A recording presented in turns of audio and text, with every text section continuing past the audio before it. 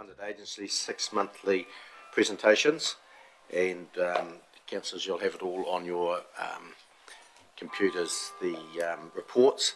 So some agencies, there's a couple of different reports, so when you're presenting, if you just say which one you're on, because we may have to come out of one and go into another report. So the first one, Sarah Clifford for Mid Canterbury Citizens Advice Bureau, and I've got your annual report on. We've got two reports here, so which one do you want us to start with, Sarah? So the first one is the annual report, and then the second one is just the financial report. Okay. Yeah. So the floor's yours. I think there's three. Actually, I think I also included the nominations for board members from the AGM. So yes, you did too. Yeah, there's about three here.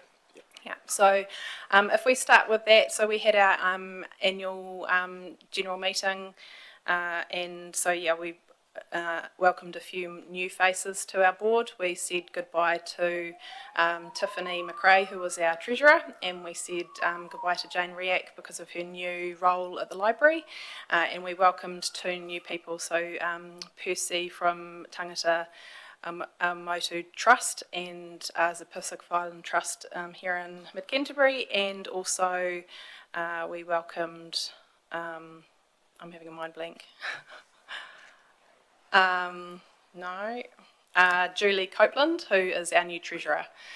So she is an accountant in town with a local company. So yeah, really exciting to have her join the team. Tiffany was a lawyer but not an accountant, so it's quite nice having that backing, that somebody wants to be on our board and have those skills. So that's really great. So just with the first one, obviously with our report, you know about what we do and why we do it. We obviously had one of our volunteers pass away just after our last annual report, so it was pretty sad to see one of our long-standing members, and actually a member of Kevin's staff for many years, so he's been involved with us for a very long time. So we had focusing on our kind of three strategic goals for the year. We were looking at increasing volunteer numbers and supporting volunteers. We were looking at funding, and we were looking at the community directory as our kind of three main focus areas. So in terms of volunteers, we've had a new volunteering Mid and South coordinator appointed with Muriel, and she's been fantastic at doing lots of promotion in that volunteering space in the community. So we've had heaps of inquiries and new volunteers coming onto the scene with that, so great resource for our community. And we've had a number of new volunteers. We've got a few in training and a few that just have turned out not to be suitable, and that's okay. So yeah, that's been really great. In terms of our funding, we've got a number of different funding streams, and they all seem to be not giving us any more than we want. So we kind of just are basically just sitting at standard status quo. We can't kind of expand or do anything with more hours or more things at the moment too much, just because none of the funding streams are giving us any more money. But we have had a few opportunities with the likes of the Air Rescue Trust and a few other things like that, which is great. We've also got the Business Networkers Group are doing a fundraising event for us next month, which they also did last year as a speed networking for the businesses. So it's really great when other people want to fundraise for you. So it's really great for us. And the other one is community directory. So we've focused a new kind of volunteer positions. Usually they're always volunteer interviewers, but we've kind of advertised for a few positions where they are just looking at community directory updates. So we've got a few new volunteers in that space, which is really exciting. And we've got a young guy called Nicholas who has been doing a great job in that area and updating it really well, doing great. So really happy with how that's going. One of the other things we've had is National Office has been asking us to do a lot of kind of pilot projects which is really exciting for us because we are, a small new CAB, and there's 83 other CABs around the country, and they're asking us to be part of, new ventures and pilots, which is really exciting. One of those pilots was on the community directory. So there's a community directory in CABnet, but these are our specific ones. So I've shown you this before, so we've got a separate website and all kind of linked separately. And so there's only kind of 5, I think, around the country at the moment. So we were one of the first. So there's only 5. So I've got a visit from Invercargill coming to us next week to come and see how we do it and how we update it and how our processes are, just because, they're just so keen to get what we've got, which is great. So one of the pilot projects there is about looking at how to update that data. So they've got an AI project in the background that looks at collating all that data and then updating it so there's a bit less manual stuff, which is really great. We found out some pretty interesting gaps, like, for example, the Mayfield Tennis Club in England was not going to be needed to be updated by us. But yeah, some little tweaks that it needed to happen. So that's really cool that they can use our data and our feedback to then improve the system for the future. So that's really cool. The other AI pilot that all of our volunteers have been involved with, and that's looking at our inquiries and how we research things. So we were part of 3 CABs around the country to pilot this, and I now have a whole group of volunteers that are really sad that the pilot's finished because they have to go back to the old system. So we're hoping that it's going to be incorporated somehow. So the way it worked is that the search engine only searched our own database, so it didn't kind of go out to everywhere. So we knew that the results were going to be accurate and reliable and current, and so it searched these articles and then gave a good response. It also came up with things like follow-up questions. So what could you ask next? So if it was about renting, you might say, well, you could have asked the client if they were a tenant and on the tenancy agreement. So then you know what to ask next. So kind of really great for new volunteers or just for if you're stuck. So really good. It also covered what next steps were, so and your rights. So for your rights, it looked at what your rights are actually for this thing. It wasn't just the actual laws and things, what your rights were, but also next steps, which is great. A lot of people just want to know what they can do next. They've told you their story and they just want to know what, to move forward, what can I do next? So that was really, really great. So into the future, we are looking at, so I've been in the role 5 years now, which I think is pretty exciting and pretty surprising. It's gone pretty quick. So this December we will have been operating for 5 years. So I think that's a pretty big thing to celebrate. And also we'll be having 4 volunteers over the next couple of months that have been involved for 5 years. So that's pretty exciting for our new service to have got this far and be doing so well while we're doing it. So that's really cool. Some of the stats on the last page there, page 13, so some of our stuff is just still around employment contracts and business type stuff, employment disputes, wills and access to lawyers and separation and things like that. Just on those pages, we've only got page 13, 14, 15, 16, they're blank for us. Oh, okay, yep, so same, that's fine. I've only got page 13 as well, so that's all good. So there's no other pages, that's fine. I usually have a presentation, just on that note, I usually have a presentation, but I've just been to Sri Lanka for the last 3 weeks, and it survived without me, so that's really good. That bodes well for future trips for me.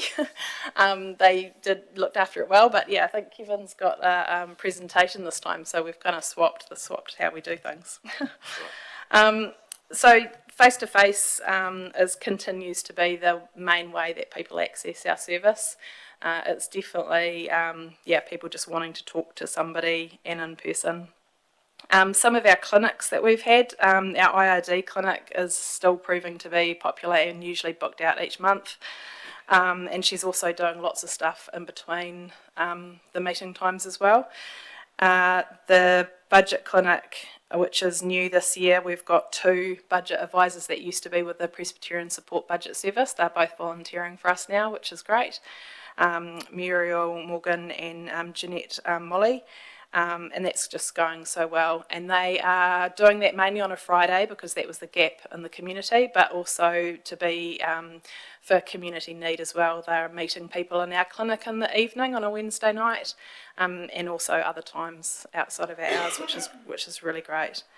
And also our other clinic is the business advice clinic. So seems a bit weird that would be providing business advice, but actually this is for people that have got an idea.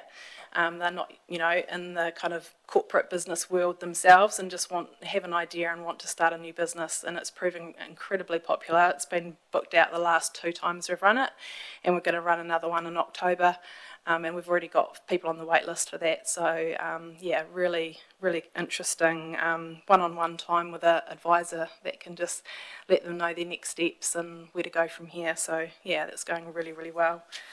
Some of the other new clinics that we're going to have, and we've been asked for and have got some links in the community that are going to support us with, is KiwiSaver. So a lot of people still really don't know the ins and outs of KiwiSaver. Historically, people are a little bit shy with Southland building, investments and things like that, but actually, being a bit risk-taking and getting it in early and increasing your percentages and all that sort of stuff, and people just have so many questions and still don't really understand it. So having some one-on-one times and some sessions on that, and also home loans as well. Just if you want to get a home, what do you need to be doing in order to get that? So they're some of the things that we're looking at.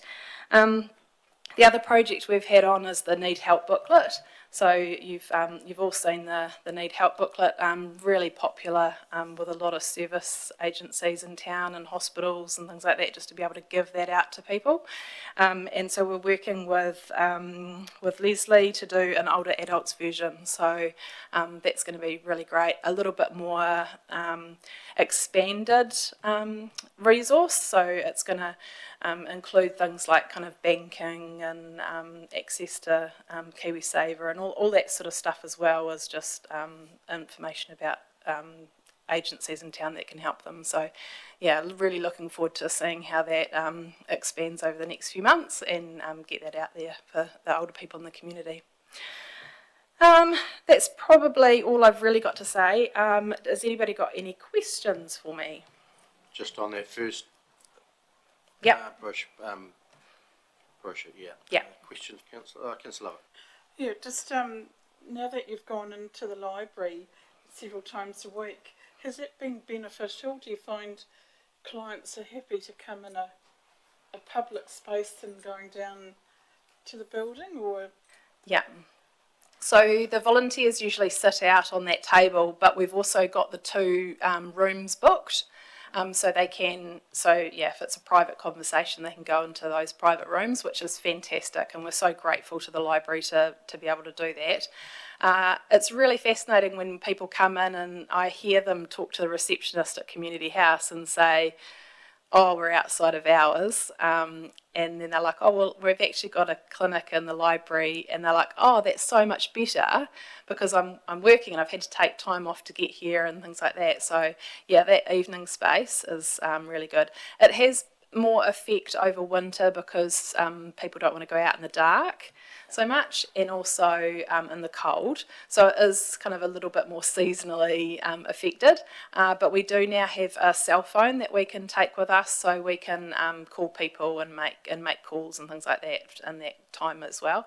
And I've also been doing the budgeting clinic with the financial mentors as well. So that's been, We also have the immigration clinic on the first Wednesday of the month, so that's a really good space because a lot of them are working migrants as well. So it's going really well. The library's a great space to be running and operating.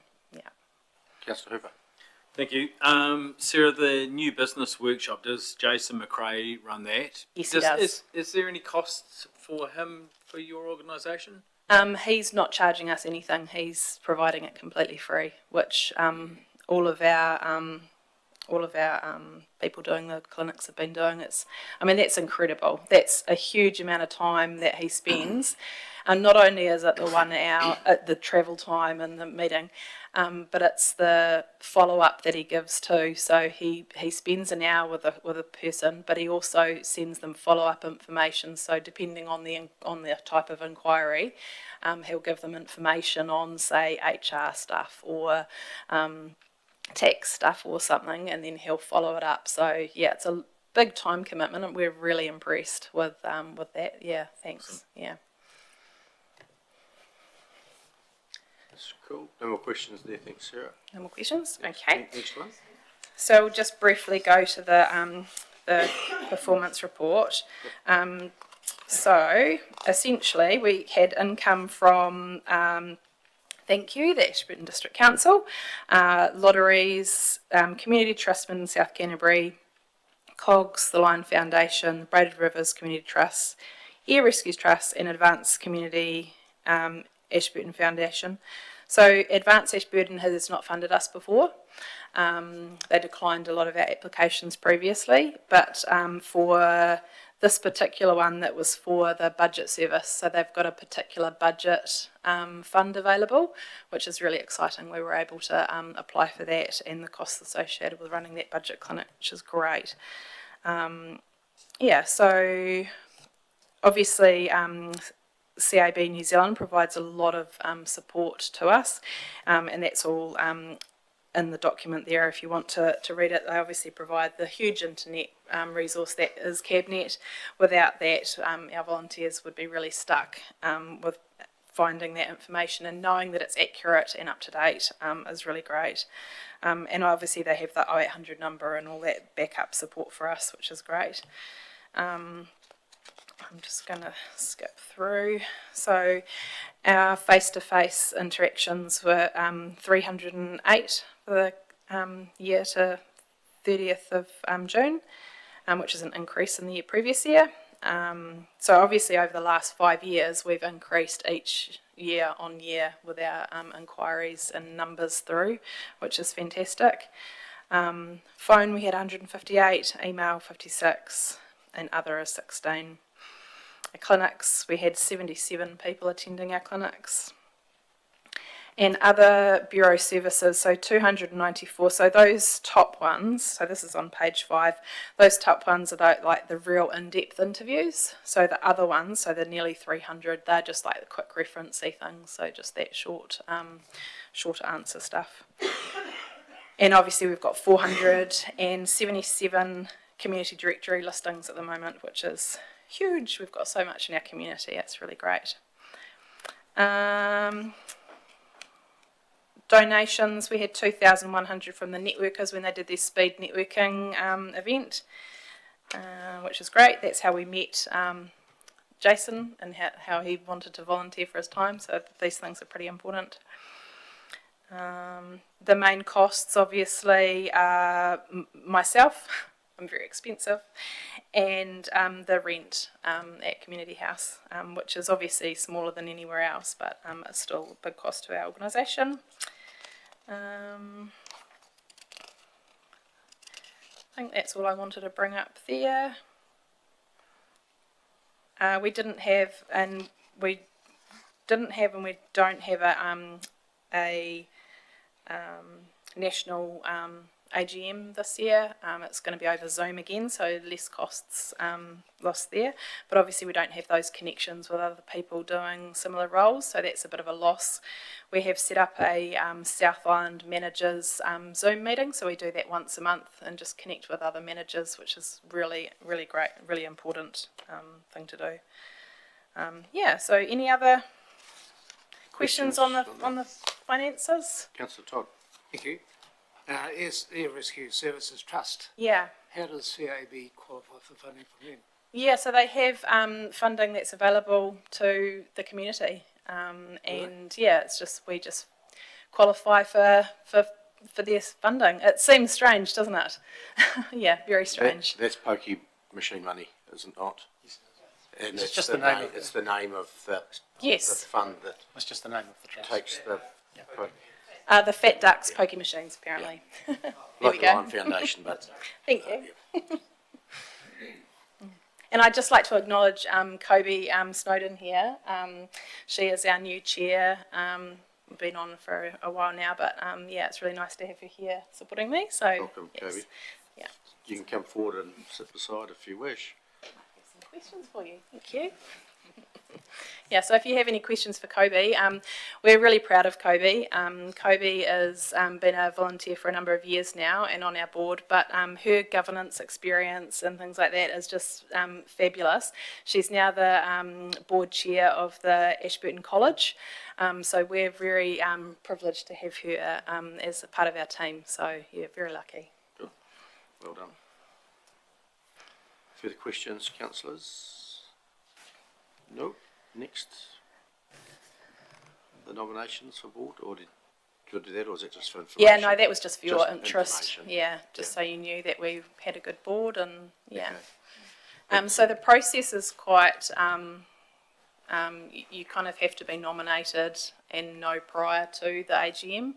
So it's kind of like a big process where you, get nominated and seconded. Part of our board, we're only really allowed 2 community members, and the rest all have to be volunteer interviewers. So for some of you that have been here from the start, that was a real sticking point on how we set up as a trust, because our board had to be interviewers, but we couldn't be approved as interviewers because we didn't have a board that had interviewers to approve them, if that makes sense. So then we had to come up under national CAB so that their board could approve our interviewers. So then we could start. Yeah, it was a very chicken and egg scenario. So yeah, very complicated, but yeah. Thank you, Sarah. It doesn't look as though there's any questions. Kobe, did you want to say anything? Don't have to if you don't want, but welcome if you wish. Yep. I just want to acknowledge Sarah, actually. It's really privileged to be part of this bureau, and we've got some fabulous board members and volunteers, amazing volunteers. Yeah. Thank you for that. That looks like it. So thanks for it. It's exciting new activities coming along with the clinics, etc. And glad to hear that the library's working well as well. The library's looking amazing. forward to that. Yeah. And if there's anything ever that you come across that you just want to know, just please feel free to spread the word and to obviously come and ask me or the team if you need a hand with anything. Okay. Do you have one question for Councillor? Just one quick question, if I may, please, Mr. Mayor. The directory you talked about, where can we find that, or where can people find that? Is it just under the CAB? The website? community directory. Yeah. Yeah. So yes, you can find it under CAB, but also it's got a separate website as well, ashburton.cab.org.nz. Yeah. Nice. So it's got you can find it both ways. Yeah. And it's also lovely you had an obituary there for Mary, the person you lost, and nice way to recognise her through there. Yeah. And just overall, it's not a lot of cost for you to run this valuable service, so well done to you for that. And obviously the volunteers are very important and a big part of the whole operation, so well done for supplying the service to us here in Mid Canterbury. So credit to you all. Thank you. Thank you. Your volunteer application will be sent to you with your vendor. I delegate. In your spare time now that you're stepping down. I may not have much knowledge. You will have plenty. Good training. Good training will be provided. Thanks very much, and no doubt you'll be back here in 6 months' time for another 6 months report. Yes. And you'll see some new faces. Yes. Yeah. And hopefully some existing ones. So. I'm sure you'll see a lot of existing and new ones to educate as well. All the best for elections. Thank you. So don't forget to vote. Next up, we'll have Safer Mid Canterbury and Kevin.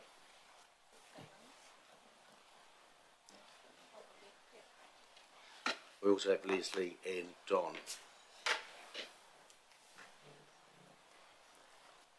And we'll start with the service level report, Kevin. we've opened that one up.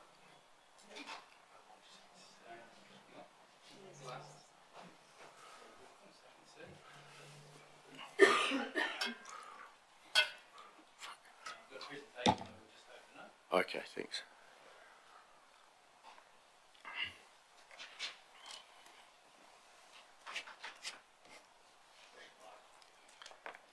Push your red button, or there we go. Very good. Oh, well, thank you for the opportunity to come here today and present about our work. My presentation really, I suppose, covers the annual report that I've submitted on our work, and then just at the end it sort of covers a bit of the money on the service level report. So I'll just go through that.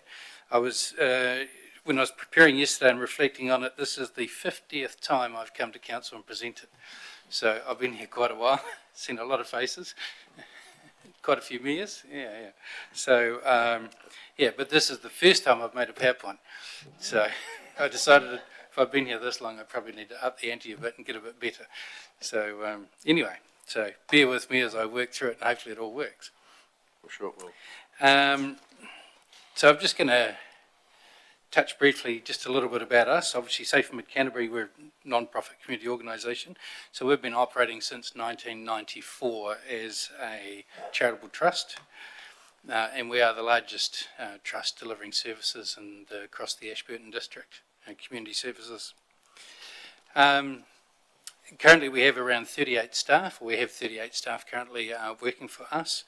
And we've actually got 39 because we've just employed somebody, but it was after the end of the financial year. And we have approximately 60 volunteers who volunteer for us on a regular basis every week. So when you add up their hours, it adds up to what would be quite a few staff as well. We have a trust board that provides governance and strategic direction, and they oversee the general manager, who's me, and I'm responsible for the operational functions of the organisation. Our current trustees are Don McLeod, Liz McMillan, Tony Todd, Russell Ellis and Max Court. So we've got a few from council sitting here. And we've had Jeanette Tarbotton, who has just retired from our board. She joined at our inception, so she'd been here for around 30 years, so huge effort for her, and been there the whole way. We've also just added a new trustee to our board, and that is Diane Prendergast, who's the principal of the Borough School. So that's our governance. Just a little bit about our history. Safe Mid Canterbury started out as the Ashburton Safer Community Council in the early 1990s, around 1990, and then we became a trust in 94.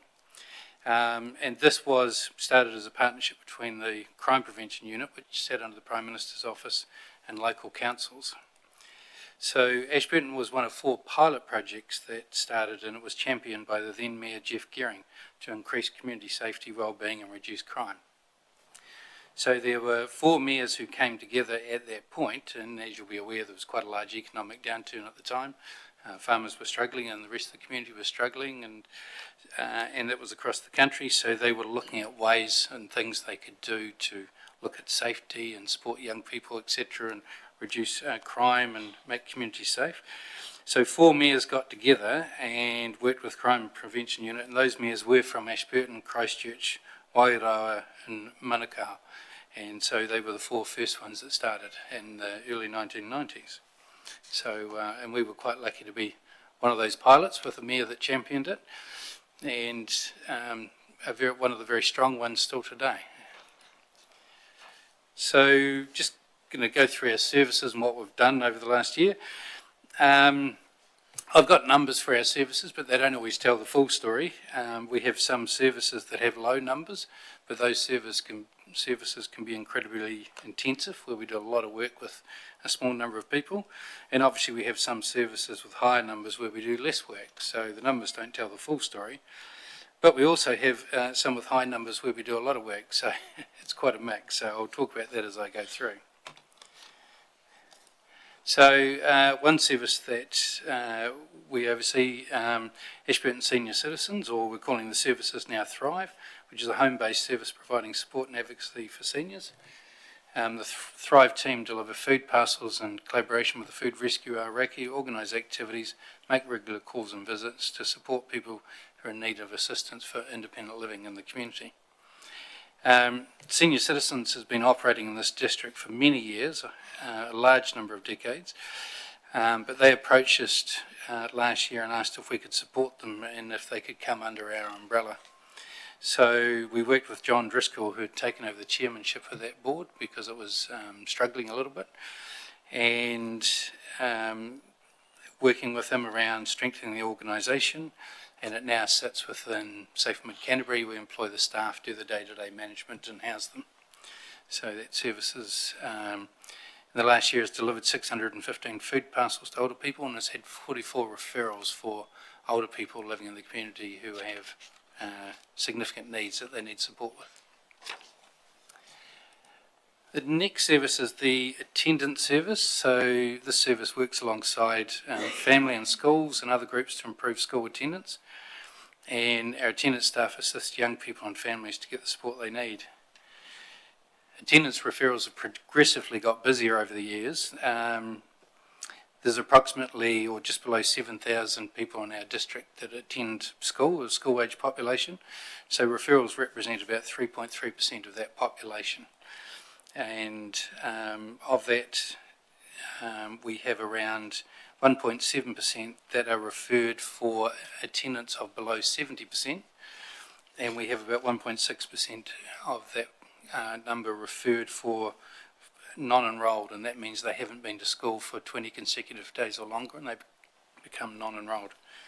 So that service is there's been a lot of talk about attendance services in the media, and it is the pet project of a particular minister, so that is one of the government areas where they're going to be putting more funding into that next year and looking to work with young people at an earlier stage to try and keep them engaged in school. So that's you'll see there that we had 234 referrals, so that's quite a number of young people in Ashburton who are, I suppose, falling out of the education system.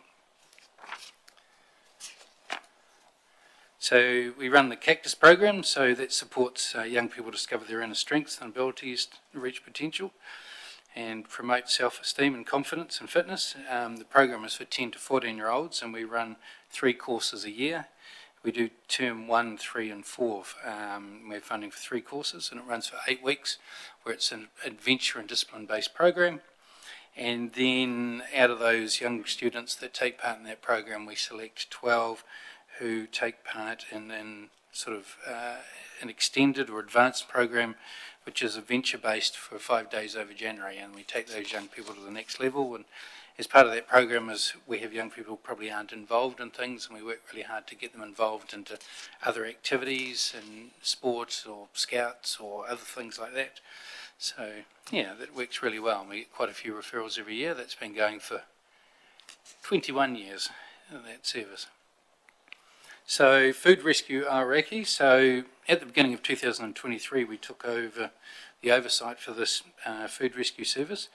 It had previously operated in Ashburton, Timaru, under the banner of Food Bank Aotearoa, which was based in Christchurch, but unfortunately that organisation became insolvent. So this service collects used food from unused food, not used food, from supermarkets and food wholesalers and redistribute it to food banks and to the community. Prior to this service operating, there were large amounts of usable food that was being dumped and going to waste. So not only does the project ensure that food gets to our most vulnerable in our community, but it also reduces waste in our community. Over the last year, we've collected and redistributed 131 tonnes of food, so that's over Timaru and Ashburton. So in Timaru, 68 tonnes, and in Ashburton, 63 tonnes was rescued and redistributed, which actually amounts to a substantial amount of food. We estimate the value of this food at around $12. That's actually quite conservative, which equates to about 1.5 million in food that in the last year has been rescued and redistributed. And it costs us around $1.30 to distribute a kg or $12 worth of food. So it's economically quite a good way to have food going to support individuals. So the Hakateri Multicultural Council, so The Mid Canterbury Hakateri Multicultural Council supports migrants in 3 ways. They operate a migrant centre and individuals can drop in and get support at a drop-in centre, or they get referrals to support migrants who need support with something. They run the Newcomers Network, and that is for new people to the district from anywhere. It could be New Zealand or migrants who are looking just for opportunities to connect and activities and meet people, make connections. And the Multicultural Council, a collective of migrant voices. So this is a service that has an independent trust and board, but they have an agreement with us to umbrella the service, to manage it and to house the service within our organisation. So, and next one's the Lives Worth Living service. So Lives Worth Living was developed in response to a growing need in Mid Canterbury for a service dedicated to suicide prevention and postvention. The service works closely with Pegasus Health and to provide support for people and those affected by suicide. The service carries out a large amount of wellness talks and training of individuals around how to identify if someone needs support and how to get support for them. We also have clients referred to us who need assistance, and we provide a postvention service in response to suspected suicides that happened in our district. Over the last year, we've run training sessions and wellness talks with 636 people attending, and we've had 476 sessions with clients. So currently we have around 84 clients sitting on our books that have from either a low level to a reasonably high level of support. This service has been running for 6 years, and over that time has developed education and wellness talks to close to 3,000 people across our district. So neighbourhood support. So neighbourhood support aims to reduce crime and isolation through fostering connections between neighbours. It also helps to distribute information from the police, help neighbours work together and keep their properties safe. In addition, it carries out a number of community projects and works in partnership with civil defence. So this is another service that has an independent trust and board, but has an agreement with us to umbrella manage and house the staff to carry out the work. So our refugee settlement service. So the settlement service supports, provides intensive support to new refugees in the first 24 months of settlement in an area. So as everybody will know, we are a refugee settlement area. We have there's 1,500 refugees settled in New Zealand each year, and we have around 115 that will settle in the Ashburton district. So the team assists people in all aspects of settling in, from housing, rolling with GPs, school enrolments, social engagement, and there's 1,000 different things that come up that we support them with. We've supported 113 refugees who settled in Ashburton over the last 12 months. As we've been supporting refugees to settle since 2021, we now have quite a number that no longer receive support but are resident and living in our district, in addition to those numbers. As part of this, we also have the Refugee Health Navigation Service. So this service links refugee families with healthcare providers in the Ashburton district and further afield for specialist support. When a new family arrives, health navigators can book medical appointments, offer transport to and from appointments, and provide interpretation services, along with medical support and advice from our health navigators and registered nurse. So over the course of the year, we've supported clients with 784 appointments, so some of those doctor's appointments, but a number with specialist appointments and specialist assistants and operations in the likes of Christchurch Hospital.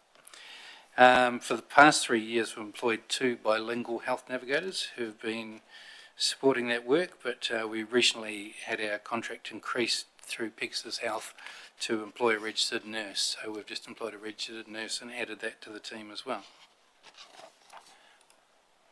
So we also have the Refugee Post-Settlement Support Service.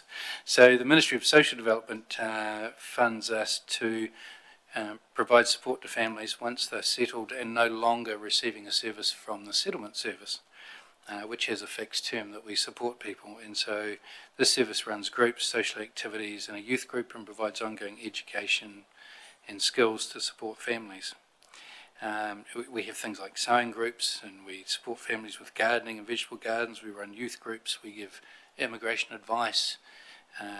Obviously refugees, themselves don't need immigration advice, but a number of them will seek advice because they have family members who will still be in Afghanistan that they're worried about, and so they can put in applications to try and get family out. It's a very long and difficult process, but many of the families seek support with that. So this is the service that helps them. Those three services in other areas, they are generally held, those contracts are held by generally 3 different providers, but in our area we hold the contract for all 3, so that's why they all sit within a larger team within our organisation. We deliver the transition service, so this is a service contracted to community providers across the country, so there's one in every area, with the aim of supporting young people who have at any point in time after the age of 15 been in the care of the state. So the concept involves assisting these young people into adulthood and everything this entails. The young person can gain a high level of support up to the age of 21 and can come back for assistance up to 25. So we've supported 5 people over the year. Again, this is one of these services that doesn't seem like a lot, but this is really, we're working with people that don't have family that can support them. So this would be like supporting 5 of your children all becoming adults at the same time. So as you can see, there's a huge amount that can be around that, from supporting them with employment to housing to flatting to education to just everyday needs. And as you might imagine, some of these young people have some needs because they haven't had good care, so it can be quite a lot of work. And of course, once the young people turn 18, they're no longer under the care of Oranga Tamariki, so we're probably the only service that they can come to for any kind of support or need or assistance. So we deliver restorative justice services. So Safe Mid Canterbury's delivered restorative justice services in the Ashburton District Court since the service's inception in 1999. But we also hold contracts now to deliver the service across the Timaru and Oamaru courts. And so when a person appears in court charged with an offence, the judge may refer them to restorative justice service if they have pleaded guilty to the offence. And this is for victim and offender conferencing. We deal with standard offences, and we also have quite a lot of family violence offences come across our desk. And so we will work with the victim around their needs, and we'll work separately with the offender around their needs. And then if appropriate, we'll bring the victim and offender together to do conferencing. These can, as you can imagine, be quite powerful, and often when we bring them together, it's because the victim is looking for answers and questions and why, and it's an opportunity for the offender to be held to account. And then we write reports that go back to the court on the outcomes, what was said, what took place, whether it was reparation, whether it was counselling, apologies, and those courts are considered when sentencing the offenders. So the Rural Driver Licensing Scheme, so this is a scheme that provides free support, tuition and subsidised driving tests to migrant women living in rural parts of the districts. We've sometimes had non-migrant women or sometimes men, but it's generally migrant women. This started as a partnership between Safer Mid Canterbury and the Mid Canterbury Rural Sport Trust. Collectively we've formed a small trust, but we umbrella the work and manage the day-to-day process, and the people that run the service work out of our organisation. So in the last year we've achieved 24 learners licences, 18 restricted and 44 full licences for migrant women. Whilst this is a driver licensing program or project, it was actually born out of a need to support women who are isolated in rural communities. So it really is a real isolation project for migrant women as opposed to a driver's license project.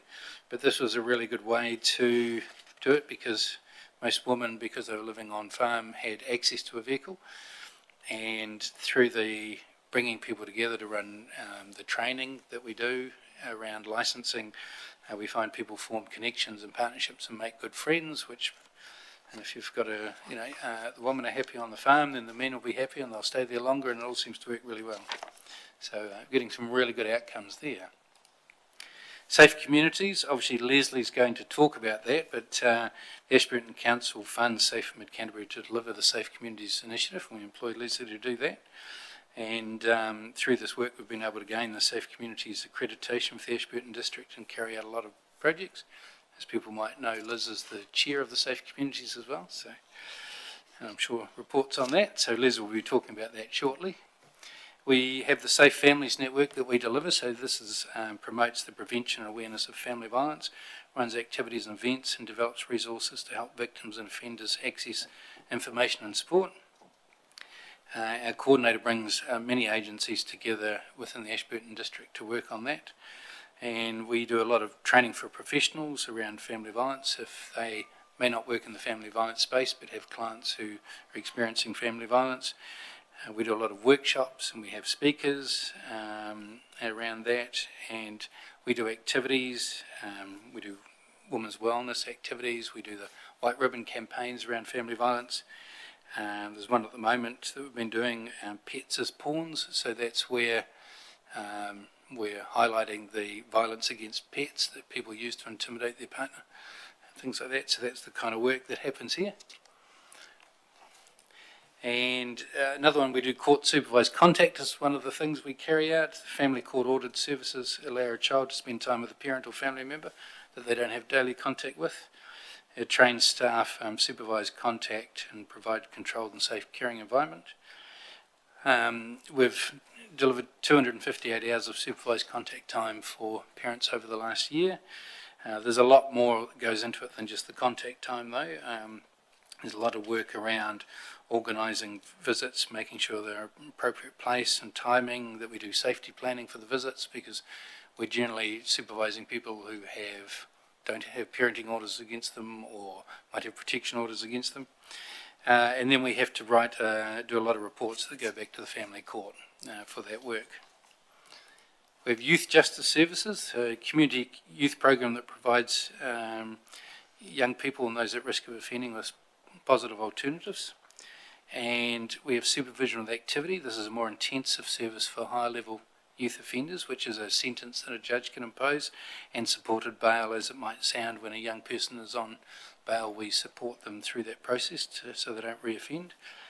We've had 19 clients over the last year, but all of the work over the last year has been the community youth program.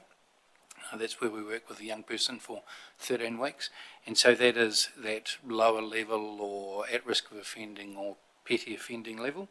So supervision of activity and supported bail are for higher level offenders, and we haven't had any referrals over the last year. So you could say our youth offending in our district is at a low level, and we don't have significant issues that some other communities might face. And then I'm just going to touch on the financial aspect, because that's all our services. So Safe Mid Canterbury's continued to obtain a sound return on investment for the council. So at 30 June, Safe Mid Canterbury's income was, excluding GST, $3,542,950, and council's contribution towards that, an income which was for operational for Safe Mid Canterbury and the operational funding for Safe Communities, was $274,500. So this represents a return on investment of approximately $12 for every dollar council invested. So we think that's quite good, because our service level agreement requires us to get a return on investment of at least $4. So I think we're sort of doing quite well. And once upon a time we did get a return on investment of $4, so we've been able to increase our income pretty much year on year for the last 20 years. So it's going well.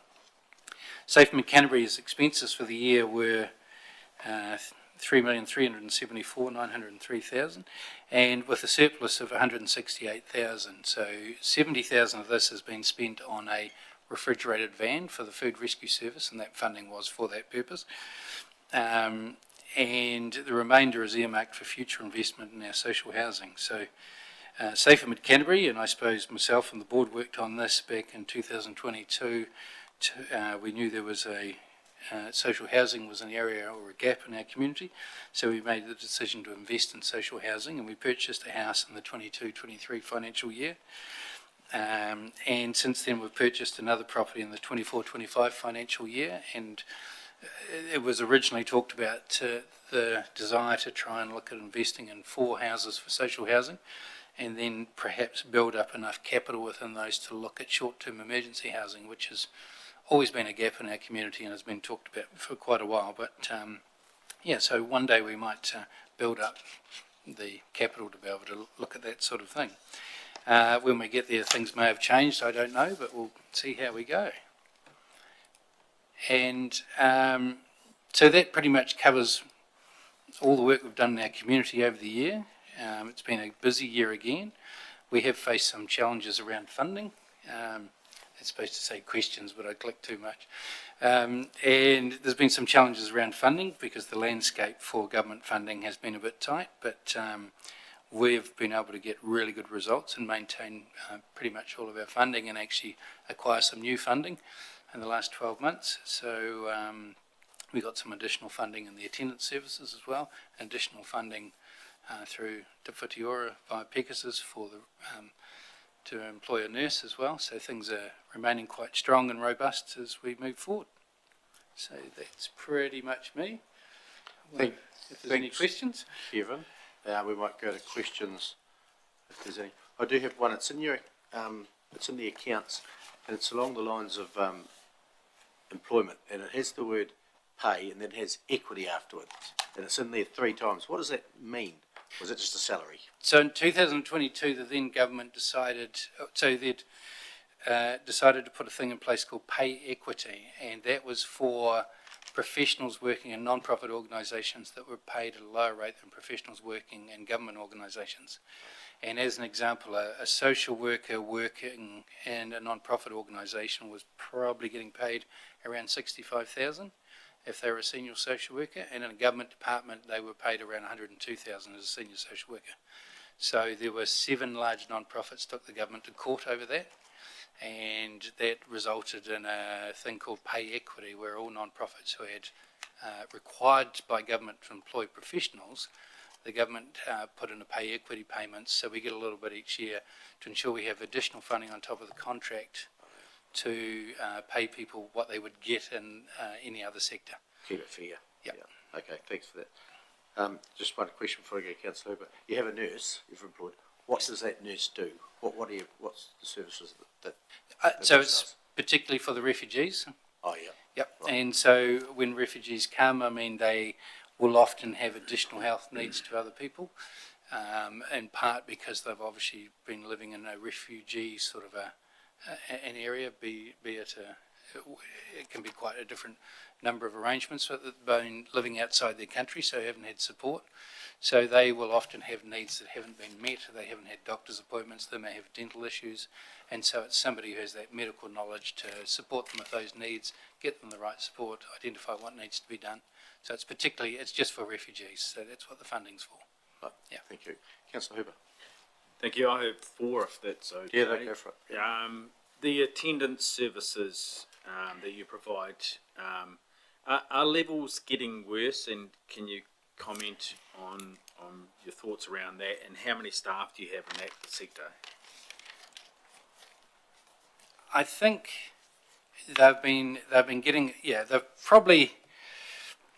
got a little bit worse since, well, COVID saw some issues around people not attending school, and as we addressed that, I think that had a few issues, and we saw numbers increase a bit. We also have people who move to our community, and so that sometimes the people who are non-enrolled have moved into our community and haven't enrolled in a school, so that's where some of those numbers come from. And as COVID's dissipated and more people are moving around and coming for work, we get a little bit of that. But I don't think our numbers are hugely bad. They've been sort of creeping up each year, but it's in line with us getting more funding to deliver services, so the schools are more inclined to refer because there's a service there. So there's a bit of that as well. It's not just numbers. But I mean, it's been slowly creeping up, and the stats really across the country, and we're no different, have been creeping up since about 2015. But they sort of spiked during COVID, and How many staff have you got in that? So we've got we've got 4, but we have 1 in Geraldine because our contract covers the Ashburton district plus Geraldine, which is the primary, secondary and Woodbury school in Geraldine as well. So there's 1 staff member covering that area. Yeah. The community organisations, apart from the food banks that get food from your food rescue service, what are they?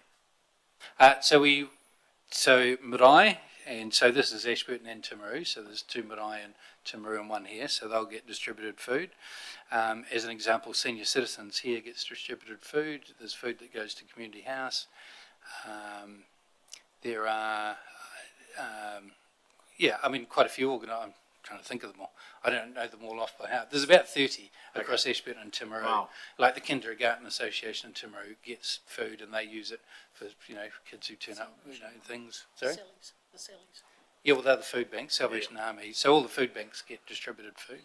Yeah. Refugees, we were losing a lot to the cities as, initially we were probably getting the wrong makeup of families settling here. Have we learnt and are we getting better suited families now?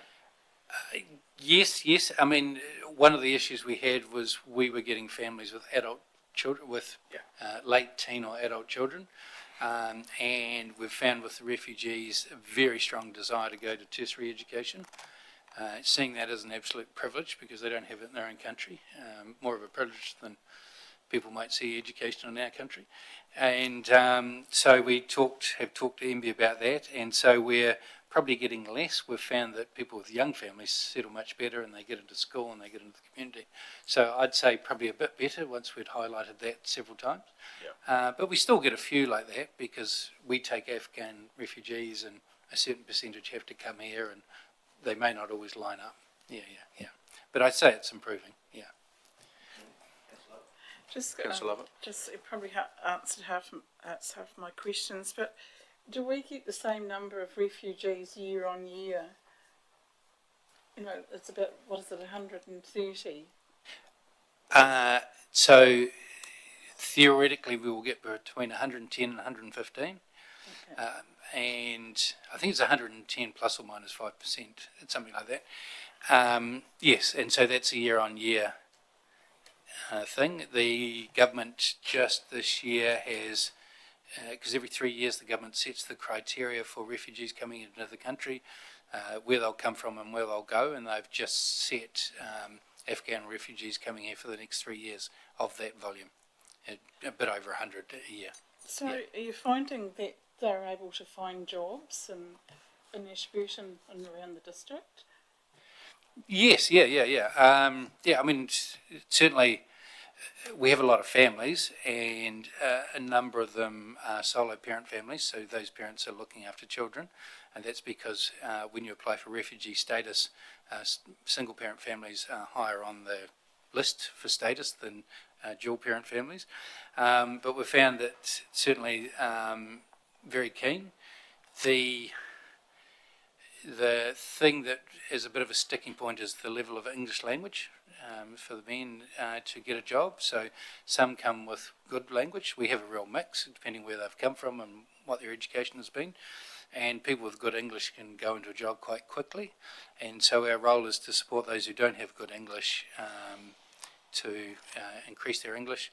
But we've one of the tricky things is we don't hold there's a contract across the country for employment services for refugees, and that's held by the Red Cross. And so we do support refugees with employment kind of things, but it's not really our role. But we do because the Red Cross, they have one staff member based in Christchurch who comes here once a fortnight, so it doesn't really do a lot. So I know in the last week we've worked with a couple of getting work experience at different places that could lead to employment. So but one of our challenges, I'll put it out here now, is that we had worked very closely with ARTA Polytech to get English language in Ashburton for level 3 and above to support these men who are very keen to learn, and we had a number of people signed up, and ARTA has just pulled the pin on that. So it's actually a bit of an issue for our district that we don't have really a functioning polytech to support people with that kind of education. So that's all happened in the last few months, so that's something we're grappling with, is how to get that support for people in our district. So, yeah. Any further questions for Kevin? No? Shall we move on to Leslie's report? Thanks, Kevin. Well done.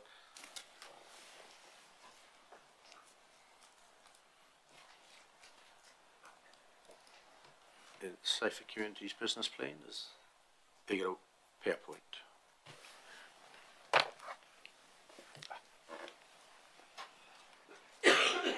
Welcome, Leslie. Thank you.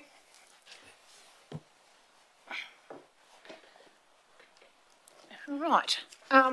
Good afternoon. Thanks for the opportunity yet again to talk about what the Safe Communities band of agencies have been working on over the last year. Turn this over here. Oh, no. Left. Left? No. Click the left. Right, okay. So just a little bit about why we do what we do in this little Safe Communities program. Our focuses in terms of what we choose to work on come from a whole range of things such as stats, New Zealand stats, district stats, ACC stats, and also from community feedback about what things are of interest or concern that we could call safety related.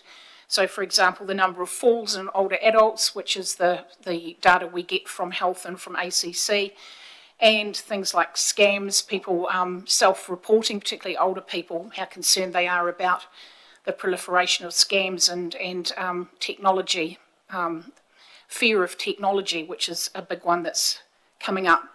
So our focus for this last 12 months has been around social and rural isolation and access to services, and that we have worked on through the Connect to Community Transport Service, road safety awareness and cycling skills for children, youth and adults, and that's the Bike Skills Park project, which you'll be very aware of.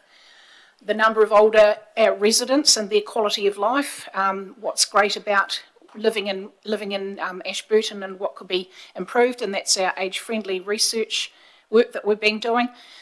We've talked about scams, ski injuries for children, so that's our little ski safety program that we've done with Mount Hutt Ski Field, and again our falls prevention work, which is around people who are suffering falls as they get older.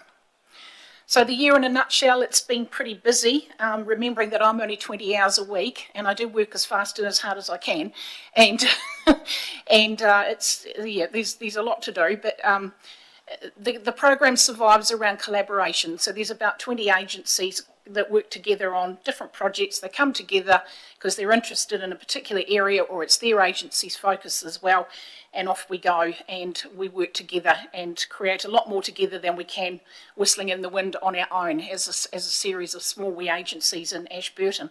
So a particular note, the Bike Skills Park, we've had some huge progress in that project. The Community Transport Service has continued to grow. There's been some exciting stuff in there. And the research for Age Friendly, which we were lucky to get a grant from the Office for Seniors of $15,000 to get that work done. And that had a massive community and agency response to the person doing the research. The other thing I've done this year for the first time is I've added up the money that our little programs managed to leverage into our community. So for your investment of, I think it's around $55,000 that you give us for our We Safe Communities program that goes to Safer Mid Canterbury, the program's leveraged an additional, over this year, $167,000 of additional money for projects such as the Bike Skills Park, the Age Friendly Research, the Connector Service and the Falls Expo. So there's another $167,000 coming into our community, which is great for safety. So the Transport Service, I won't go through the whole schmozzle. We're hitting 1,000 trips since the service started in, I think it was 2022. We're going to be doing another cake celebration, which Liz is really enthralled about, because she makes cakes with little teddies on them, little teddy car cakes, and we use that as a promotion. We've been able to access the vehicle in Rakaia, which the Rakaia Community Association has purchased. So we now are using that vehicle and we're heading from Rakaia up to Medvin, picking people up, taking them down to Ashburton, bringing them back, dropping them off and then garaging the car in Rakaia. And that's saving a lot of wear and tear on our Ashburton car, which was going up and down twice a day to go and get people from Medvin and bring them in and back again. Medvin is the #1 place that people want to get out of and come down here. And it's because, you know, there's not a bank there anymore, there's no dentists. If you want to have a WINS appointment, everything you need to do in this district, you've got to come into Ashburton Township. And we've just started collecting, interestingly, reasons for travelling, and the number one reason, 81 people recently asked, why are you travelling, were for medical appointments. So they're coming down for dentists, they're going to an outpatient appointment at the hospital, etc., etc. So we're starting to collate that information because we think it'll be very useful to show to funders and other people why are people using the service. And it's for these people, it's absolutely necessary because they've got no way of getting down here to do the things that they need to do and keep connected to their community, keep accessing services such as dental and medical, which is going to keep them healthy and living well in our communities. Since this, we put this together, we've also now had a Lion Foundation grant, and we've purchased not a new car, but a replacement car for Ashburton. So we've got a nice little vehicle that's mini, it sits about 7 people, like a wee mini transporter car. That our old car was 2001 and had about 300,000 Ks on the clock, so that's been quite exciting. So the Mid Canterbury Trust is a great little group to work with, and that's who kind of overviews that service.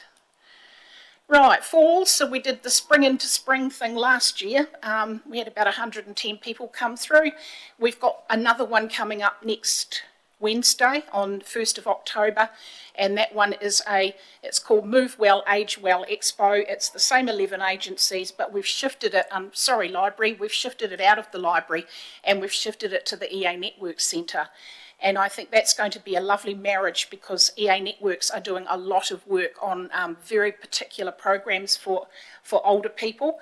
They're offering free exercise and things like having a look at something called walking netball, which I've never heard of before, and pickleball. So all these sort of interesting activities, they've really proliferated for older adults down at EA Networks. So we think that fit is a really good fit for us to have that Falls Expo there every year. So that's happening next Wednesday, 9 till 12 down at EA Networks. Oh, this is from last year. So there they are in the Wakanui room. Here's Alice from Sport Canterbury, who will be coming down, I think, a bit later on this afternoon to talk about what they're doing. So that's a great partnership for us to partner up with Sport Canterbury on this project and on the Bike Skills Park.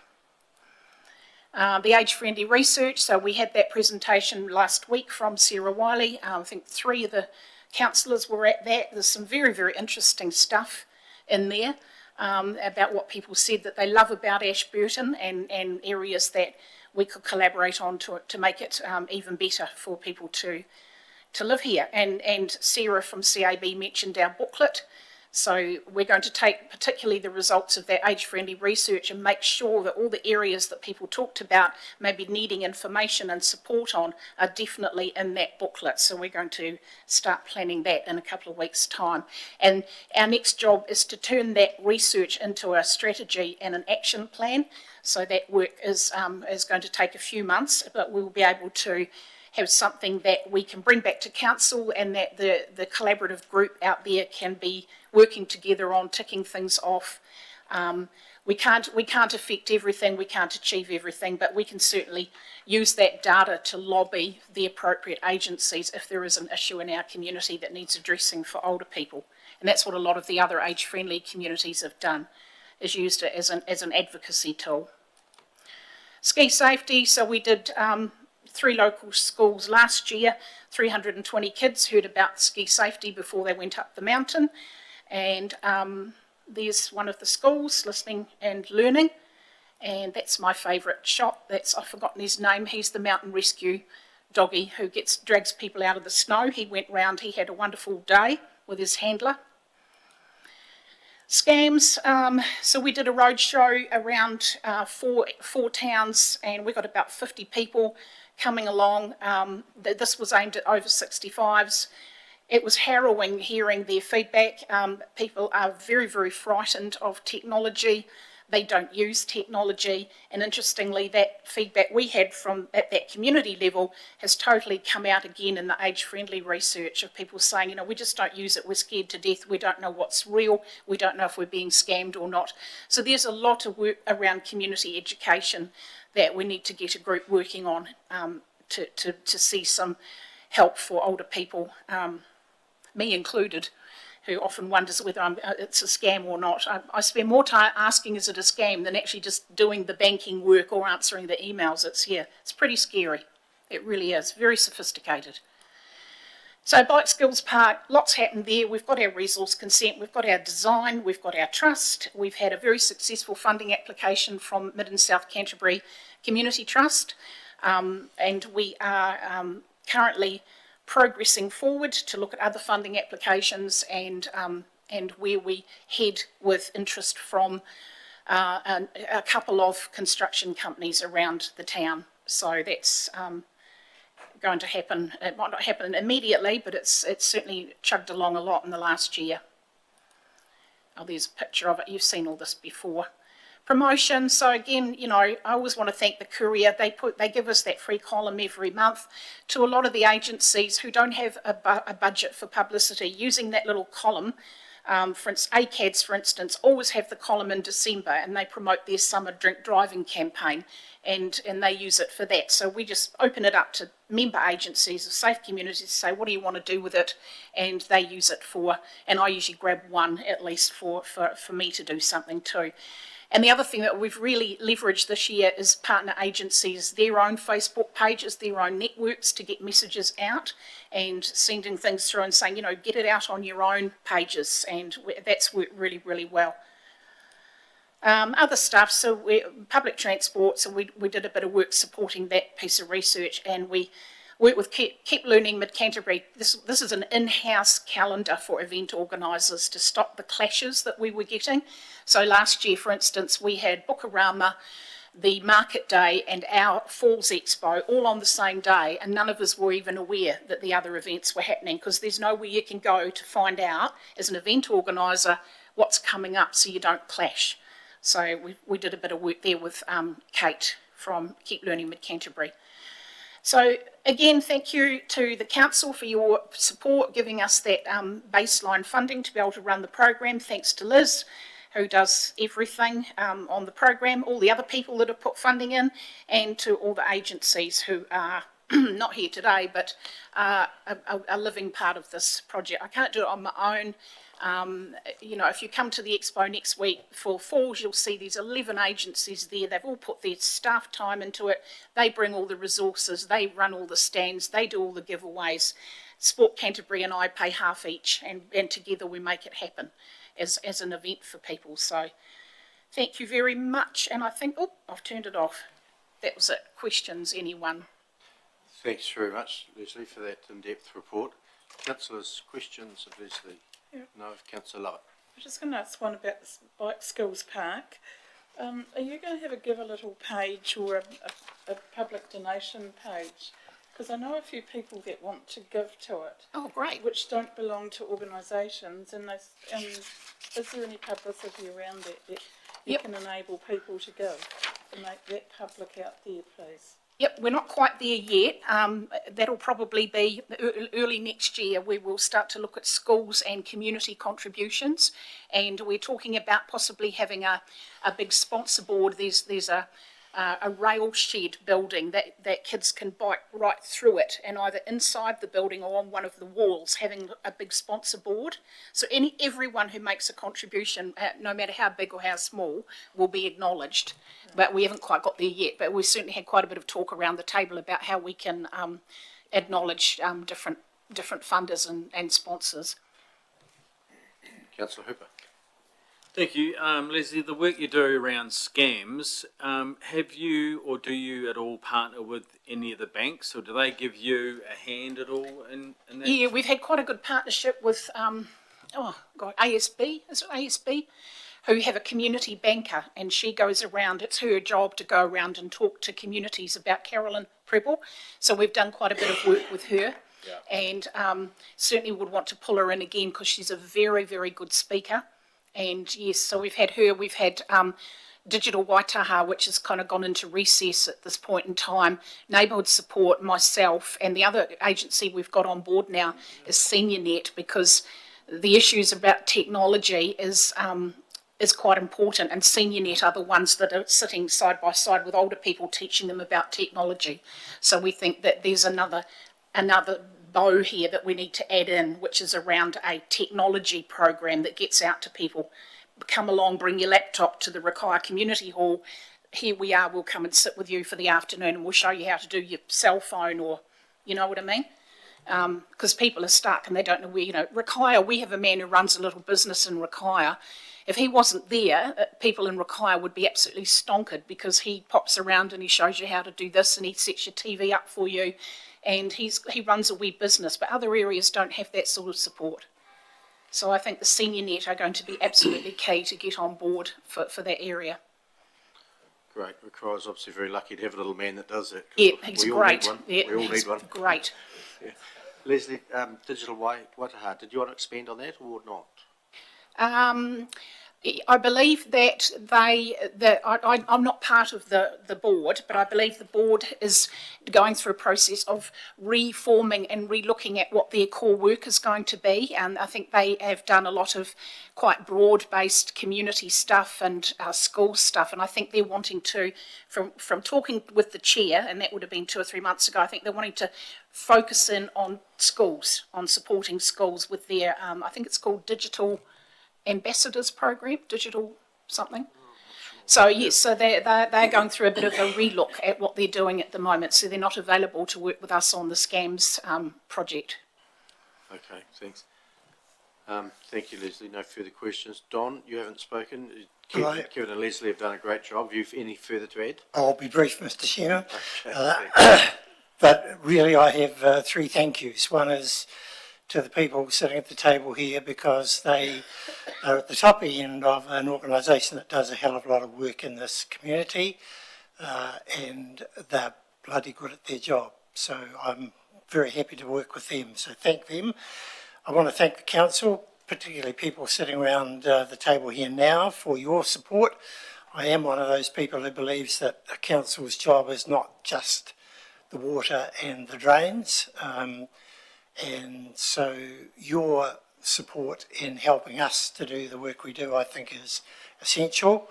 And my third thank you is to the people who are retiring from this council. I want to mention you in particular, Neil. I think when I got on the council 100 years ago, you were chairperson of the Finance Committee, so you'd been there before I was. I enjoyed working with you. I'm impressed by the work that you have done over many years. I think you and Hamish and the team that are here now have done great work for this district and this town, and I, for one, am very appreciative. Thanks for your work. On behalf of everyone here, thank you very much for that. Well done. So, your great report, and I see volunteers are a big part of your business as well, which is the Ashburton way. So, thanks very much. And someone will see you here in 6 months' time. Just not sure who yet, but we, yeah, neither are we. Good on you, Kevin. Thank you. Next up, we have the Ashburton Performing Arts Theatre Trust and the Ashburton Event Centre. Roger and Jim, please come forward. And we have your report on Stella. Which one do you want us to go to first, Roger? We have. We just start with the report itself. Okay. I think we just start with Yep. No, push it again. The right hand side. the right hand. The other right hand. Good captain. Yeah, push the left. Yeah. You've got to take good Try that one. Technology. Sorry. I think you've all read the report. I don't think there's any point reading through it page by page. I think if you've got questions, I can take them later. Just going through some highlights from the report. It has been another busy year for the event centre, although I'd be probably lying if I said it hasn't had its challenges. I think every business currently has probably got challenges as far as operating costs and revenue, but in all, there has been highlights as far as the use of the venue that's increased in the auditorium. Excuse me.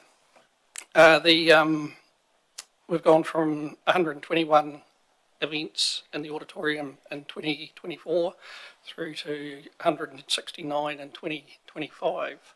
So there's been quite a considerable increase there in events. Probably the notable thing with that, it hasn't entirely been touring events, which is a wee bit disappointing. They're still very slow coming back on board. They've definitely increased, but certainly not back to where they were, back in 2019, 2020. Predominantly, the events are coming from the community, which is great to see. We do a lot of work as far as making sure that the community can afford to use the event centre, and we do support them very well as far as technically making sure that we keep a good standard of production within the venue itself. It's a brand that we have and we protect. We do go a long way towards supporting those community events to make sure that they're of a good quality, and the audience that comes to see it appreciate what they're seeing.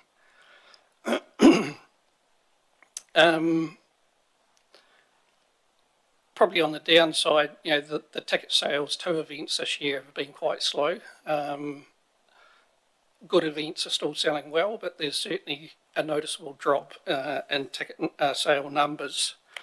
That feeds through to the likes of your bar sales, confectionery sales, and it all has a detrimental effect on your overall revenue. On top of that, we've had increasing costs. Insurance is a huge one that's increased quite considerably. I think I had somewhere 11%. Rings a bell. And then also power, which has increased quite considerably as well. And again, that's all, especially the power one, again, for a community event, it's quite considerable. It's a big venue to heat, and we do apply those costs to the event that's using it. Doesn't cover the entire electricity bill, but it certainly subsidises it. So again, it's all costs that go back onto the event, which isn't good for them. You probably will notice that quite a few, a lot of the community event, the price of tickets have gone up, and it's predominantly because the operating costs now are quite a bit more than they ever used to be. So community hire is, as I said before, it's certainly increased quite a bit. It's up 6% on last year, and that's good from the point of view as the community using the venue, and it's one of those things where a lot of the schools now, we've been trying to reach out to them to get them to come in and use the venue. So we've now got Hampstead on board. One of the things that we have found is a lot of the outlying schools are finding it difficult to use the venue because of the transport cost of getting the kids in. And one of the things I want to look at in the coming year is whether we can find a subsidy somewhere that those schools can access funds so they can provide transport to get the kids into the theatre. I think they do have a ball when they, especially the rural kids, when they're coming into the venue, they can't believe the venue itself. And being able to perform on stage, you certainly notice it when they're doing the school musical or the Heartland Bank Music Festival. They just get a real buzz out of being on stage and being in the venue. So it's one area that I'd quite like to enable those outlying rural schools to be able to come in and utilise the venue, whether it's for a school production or just something simple like coming in and just being on stage, or just a small event that the schools arrange themselves. It's certainly something that I'd quite like to see more of. We have had to increase the hire rate for the venue. We don't do it very often. I think the last time we did the community rate was probably 4 years ago. So the community hire rate has now increased by 6% and the corporate rate's increased by 3%. It's not something that we do lightly. Again, we want to make it as affordable as possible, but as I say, with the insurance and other operating costs, increasing considerably, it's just been a necessity. The other thing that we're currently having issues with is maintenance. It's an ever-increasing cost for the trust, and there's probably several more expensive items of equipment requiring upgrades now. In recent weeks, the stage thrust, which is the piece of staging that can go up and down out the front, the mechanics of that decided they didn't want to do it anymore.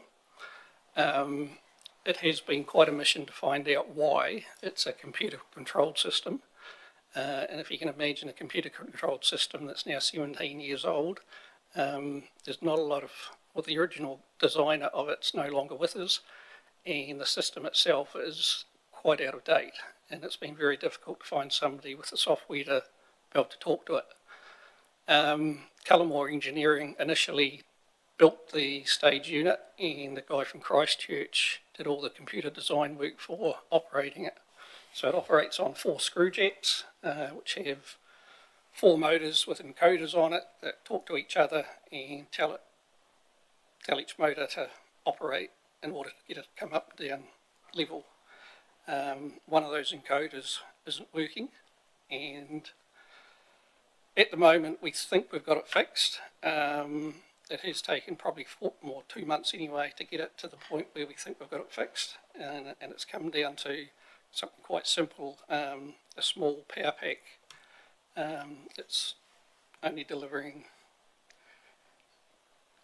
9 milliamps instead of 12 milliamps sort of thing. So it was a really hard thing for them to actually work out why it wasn't working, but we think we've got that side of it sorted. But Cullimore Engineering are currently looking at the mechanics of it as well, and making sure that that's all still good.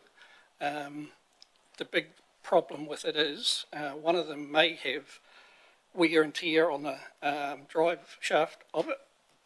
If that's the case, it's probably at least a 4-week shutdown period while the stage is removed, the screw jet's taken out and replaced, and quotes so far, or estimates so far, have come in between $30,000 and $90,000. These are not simple little pieces of equipment. They come in from overseas. Air New Zealand bought 4 of these things when we bought ours at the same time, and they use it to lift their airplanes. So these are very expensive, very advanced pieces of equipment, and not easy to come by. So at the moment we're still in the process of evaluating that. January, February, March, when we have that quiet period in the auditorium, is when it is proposed to either replace or have a look at what can be done to resolve it. The other issue we've had lately is the house lights. Again, they're still the old style incandescent light. The dimmer unit for them died before a show a while ago, which caused a bit of a panic, but replacing the dimmer unit's probably quite cheap, but if we were going to replace the dimmer unit, we'd upgrade them to LED, so it all, again, can talk to each other. And I think it just all points towards the fact, the venue is now 17, 18 years old, and a lot of that technology has changed considerably. And, as I've always said, that we've got to stay on top of it and keep advancing with that technology.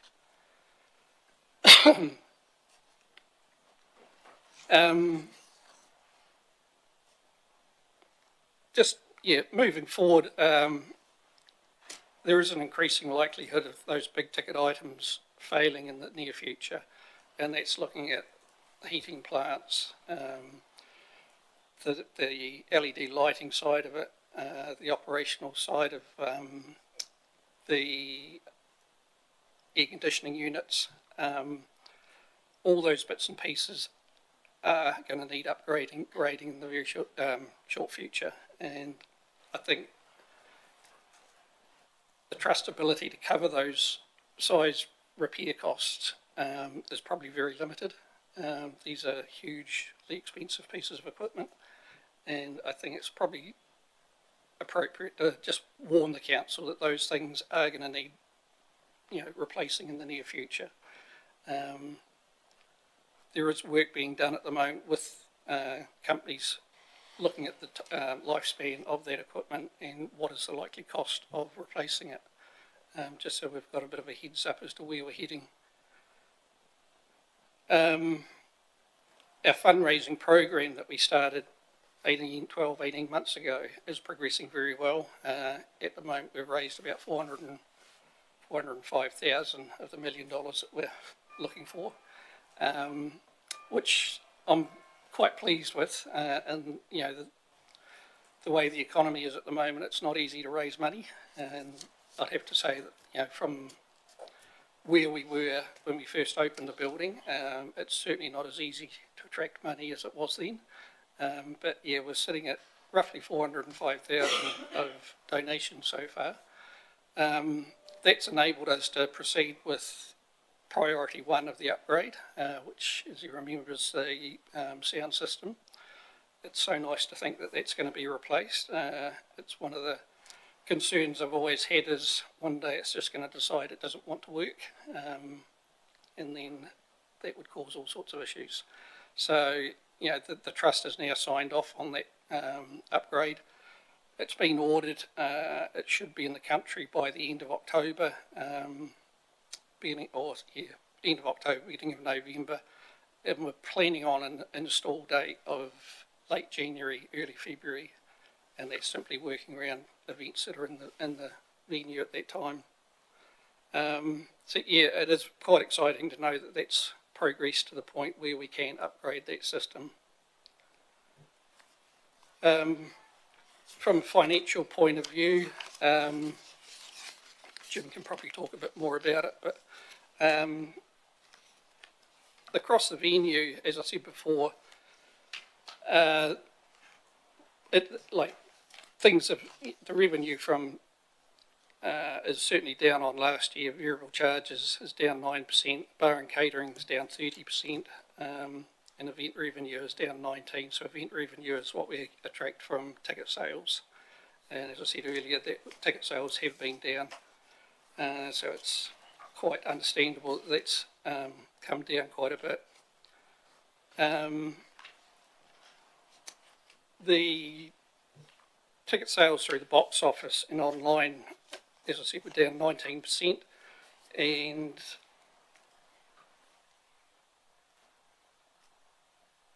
that was across 55 ticketed performances last year. The total revenue for that period was $677,000. So that's money that's revenue that's been attracted through the events in the event centre, going back to the promoters, whether it's a local promoter or out of town. So I think that's it's quite a considerable amount of money that's going through or being spent on entertainment in the town. I think our best year ever was about 820,000, so we're still down on that, but that was back in about 2019, I think it was. So we are still quite a wee way behind that, but it's nice to see that increasing, and I think once touring events start coming back again, or more touring events start coming back again, that will certainly improve. The auditorium hire is up 5%, Bradford Room is down 34%, and again that's those corporate events that simply aren't happening at the moment, and those that are, you can definitely tell they're being done on a budget from what they used to be. It's in regards to catering, time in the venue, it's all very restricted. And variable charges are down 9%, so that's revenue that we attract from having or supplying our staff, ushers, equipment, hire equipment, that sort of thing, back to the promoter. highlight the expenses. Compliance fees have increased again. They're up 6%. Advertising and marketing, that's down 14%, but that can be attributed to the fact there's fewer touring events. We do actually supply a marketing package to the promoters, and if you've probably noticed, we've put in LED screens now in the venue that we can promote on, with the idea of revenue collecting through that. Repairs and maintenance is down 24%, which probably sounds silly when we're talking about having to do all these repairs, but in that financial year they were down, but they will certainly increase this coming financial year. Electricity up 8%, insurance up 16%. So it's, yeah, there's certainly some major increases happening there that we are having to cover. Again, staff and volunteers working very well. I can't say enough about our volunteers, the backbone of the venue. We operate with, 4.5 staff, and the rest of it's done voluntarily. So it's 1,408 hours of voluntary time given to the venue through our volunteers, and yeah, I can't be more pleased with the way that's all working. One of the highlights over the last couple of months has been Cabernet, which was a major fundraising performance that we put together. The boys from Cabernet, 9 local lads, did 4-night performances, and we managed to raise just under 60,000 from that event, which was mind-blowing. It was an incredible show, and it does highlight just how much talent there is in this town. I think anyone that would have seen it would be, they'd be blown away by the level of that production. It was outstanding, and I just can't thank those guys enough for the time that they put into it. It's a huge commitment. They practiced for 6 months putting that show together, and it's hugely time consuming for them. Most of them live in Christchurch now, so they had travel time to Ashburton to rehearse, and yeah, it blows me away to think that they thought that much of the venue. And as most of you will probably know, Heath Walters, one of the things that he said, that he started out on the stage and as a young lad, and he just wanted to be able to put back something back so the younger generation coming through now has that same facility, and it's just as good as what he had when he went in there. So it's great to see that there's people around with that sort of mindset and willing to volunteer their time for something like that. So that's about me. Jim might want to just cover off a wee bit of the financial. Not really, it's sort of self-explanatory. Just push your button on the right hand side there, Jim. Thanks. The right hand one. Right hand, yeah. Presbyterian, I'll be right. It's self-explanatory. When you add back the depreciation, we probably are a break even, which is really good when Roger alludes to all the things that have happened. But a couple of points I would like to make, and Roger's alluded to them already. The maintenance is going to be a major problem for us coming ahead. One of the things, and I've got to thank Mayor Neil Brown, 18 years ago he was involved with the Theatre Trust, and he said to us at the time, you've got to allow for depreciation. We didn't do anything, and I think 3 years ago this council actually moved that you would put a depreciation of 40,000, I think it was, Roger, is that correct? And you would give 40,000 into a sinking fund for us for any maintenance. We've actually given a heads up, we're probably going to need that, and if not more, so if you've got anything to review it, I would suggest you probably put it up. That 40,000. We don't put a hand out for anything really. We get it from grants from within your initial grant and from the Lion Foundation lottos. Why we didn't spend that money we've got currently on the staging, it was all allocated and the grants were given that it had to be spent on that sound system. So that's why we've had to do it. Although we've got the money, we look cash rich at the moment, we've actually allocated that money away for that. One thing I'll talk about, Roger's talked about the power. The power has gone up astronomically, and one of the things we do now is Roger can do a reading of the power prior to a function on, and we give them a print of exactly how much power they use, and we can charge them for that. We don't feel guilty about that. Initially we didn't do that, and we felt really guilty because we were absorbing some of that cost, but we just couldn't. The other point I would make to you is the volunteers go a long way to doing this organisation. We're not a council organisation other than the grant you give us, but if we charge those hours out, I would suggest you'd be looking at probably the $700,000 to $1 million grant we would need. Nothing else, I'll take any questions, but before I do, I'd like to thank Neil especially for his time involved on that Theatre Trust Committee right at the initial stages 18 years ago, and his way we can consult him and talk to him about things. I'd like to thank the council for their support over the past 3 years, wish all those retiring all the best, and wish those standing again all the best if you want to be successful. Any questions? Thanks, Chairman Roger. I've got one light on. Councillor Brown. Thank you. Roger, can you compare with other venues? What happens with them? We do compare ourselves with other venues, events who we're aligned with. Probably every 3 or 4 years they'll put out a survey, and it covers off everything from your operating costs down to your charges, and we do get a fairly good report from that. Last time we had it done, we were sitting probably in the higher end of a regional venue. And what I particularly look at is what our charge per seat is. So, for a promoter coming into town, how much of that ticket price is going to be attributed to using the venue. I think that's the simplest way for us to look at it and evaluate just where we sit in the market. As I say, we are at that higher end, and there's not a lot of room there for us to move a lot higher and still be competitive as far as a venue goes. So, the venue is the same like you, just can't afford.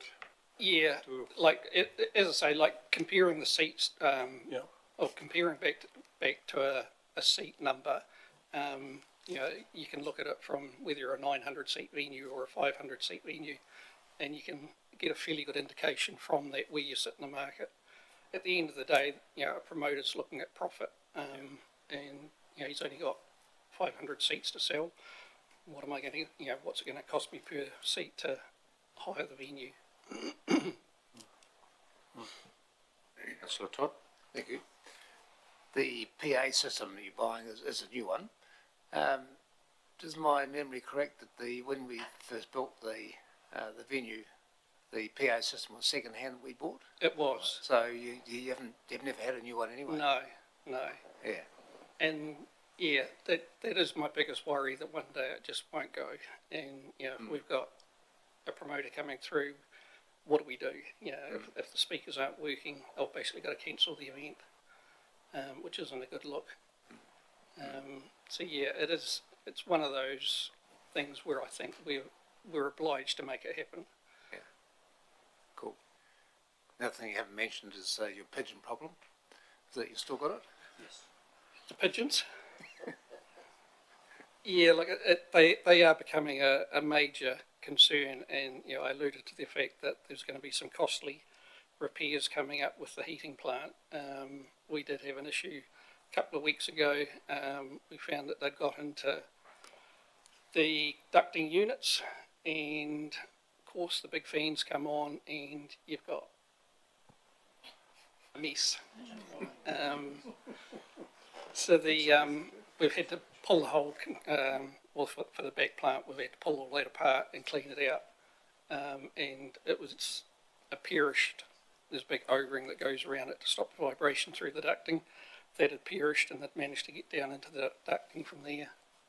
So it's taken quite a bit of work to get it cleaned out. But it's one of those things now where, looking at the plant itself, there is quite a bit of rust happening, and again it's from the pigeon poop sitting on it. We've done everything we can to stop it. We've put netting up. They sit on the netting and poop through it. And it has been a hell of a job to try and keep up with it. So it's an ongoing maintenance. It's probably costing us $15,000 a year at the moment just to try and maintain a sensible level of pigeons up there. And that's not allowing for the cost of cleaning and that sort of thing. So it's a hugely expensive task. Councillor Lovett. Just thinking, you know, you've got a few failures going on with equipment in the theatre, in the event centre. Will it discourage travelling shows to come?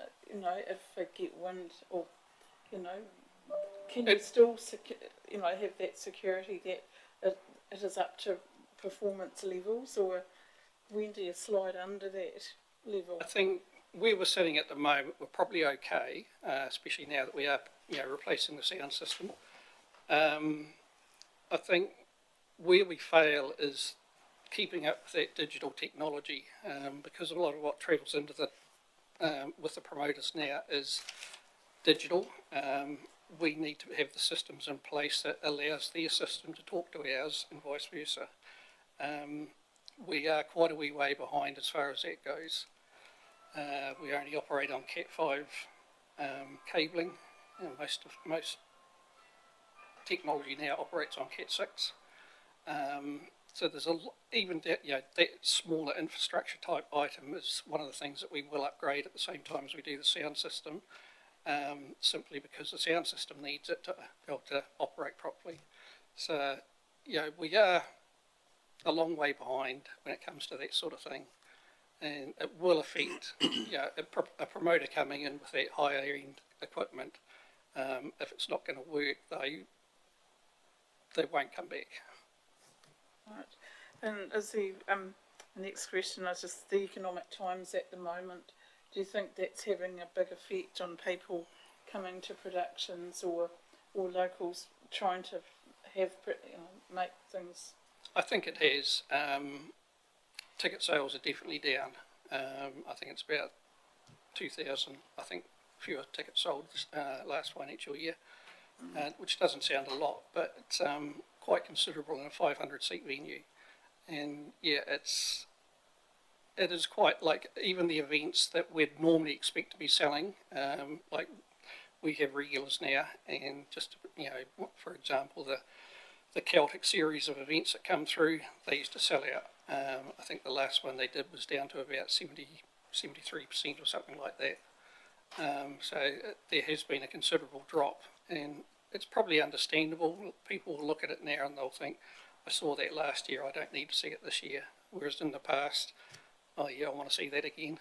So it's probably a bit of a mind shift at the moment as far as where the economy is and people's, you know, ability to spend that money.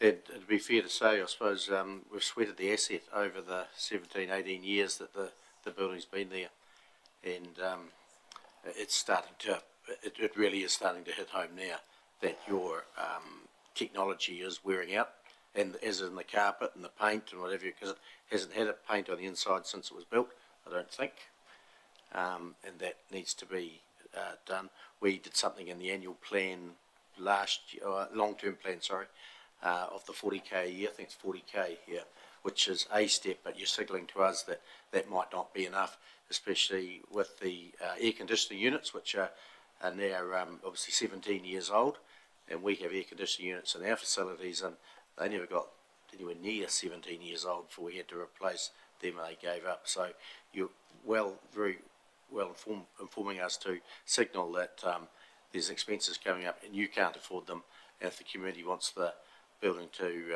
deliver what it has been delivering, then council may have to contribute some more to that. You've got the priorities you gave us, 1, 2 and 3. You've ticked off number 1, which is the audio. I think you're going to leave number 2, which was the painting, go to number 3, which is the some of those mechanical issues, lights, etc., to keep it going. You're just really plugging the gaps really until you get it all renewed.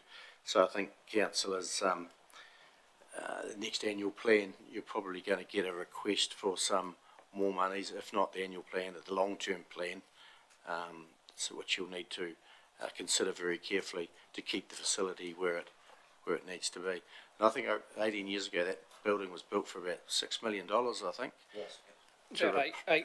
I think it came in that year. To replace it, I'd think it would be up in the 30s, if not 40 million, to replace it today. It is a wonderful asset that the district has got, and lots of volunteer hours go into it. Sure, there's some paid staff, but they keep the bones of it going, and the volunteers do the bulk of the work. So, Council, we're going to have to support via the ratepayer, I think, to keep it at the standard it's at.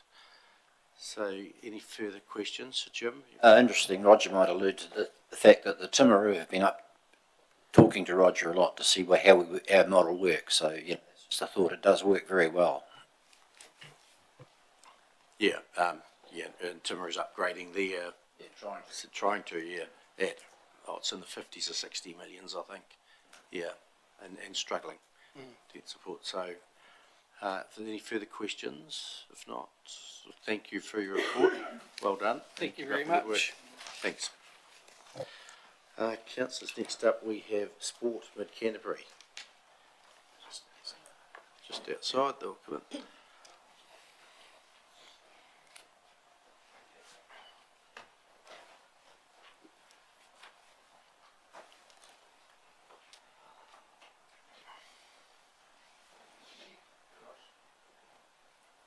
Then we have one page on the Stella for them, one item, a few pages, one box or whatever you... File, that's the word. One file. Welcome, Megan, Alice and Anna. Hey. Oh, that's Tony. Oh, I thought we had... Take Anna's place. No.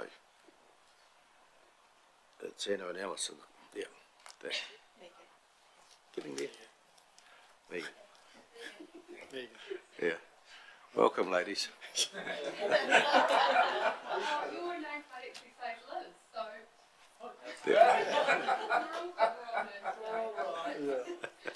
We're just doing changing the names. The name game today. Yeah. It is. And we all failed. Welcome. You got a PowerPoint for us, so we'll let you go to that. Go to that, yeah, and then we'll have some questions at the end. Oh, sorry, yeah, push the button. Right, we're Right. Thank Excellent. you, Russell. Kia ora koutou. Ko Alice Brady toka ingoa no hakatiri ahau, ki te whare ha kinakina o Waitaha, aha I mahi ana no reira tina koutou, tina tātou katoa. So I'm Alice. I've got Megan here with me, my manager from the Christchurch office, and yeah, happy to be here today. Thank you for allowing us the time and space to talk with you through what we've been doing for the last 6 months. We obviously have provided our written report that speaks to our contractual agreement, but we've just picked a few things out to speak to and highlight for you. So within the space of leading, we've picked out to speak to you about our Mid Canterbury Sports Awards. So our Sport and Active Recreation Awards, amazing night, something we put on with our whole organisation practically being involved. Key highlights was the induction of Val Young, amazing local lady. She got a standing ovation on the night. It was really, really special, but I think what came from that was, I guess, how sport impacts a community and how it is about connection and how it's so much more than about just a sport or a competition. So that was amazing to get that standing ovation for her and showed that connection that sport does and the belonging and identity that it's embedded with. The Paralympian keynote, Anna Grimaldi. Anna was amazing. She spoke on the night. Really cool to have someone come and speak to us about their journey, about the troubles they've had, and about how sport gave them some identity and some belonging.